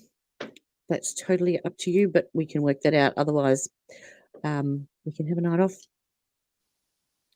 Totally, but I will be in touch. So until then, okay. And smash that like and subscribe. All right. Thanks, Tan. See ya. Make good choices. Drugs are bad. Okay. Bye, y'all. Debbie here, fill your screen with cheer. Hit like and tap subscribe, join our happy tribe. Thanks for watching now, hope you had a great wow. Come back very soon, join us under the moon. Next video on its way, brighten up your day. New content, fresh and sweet, life with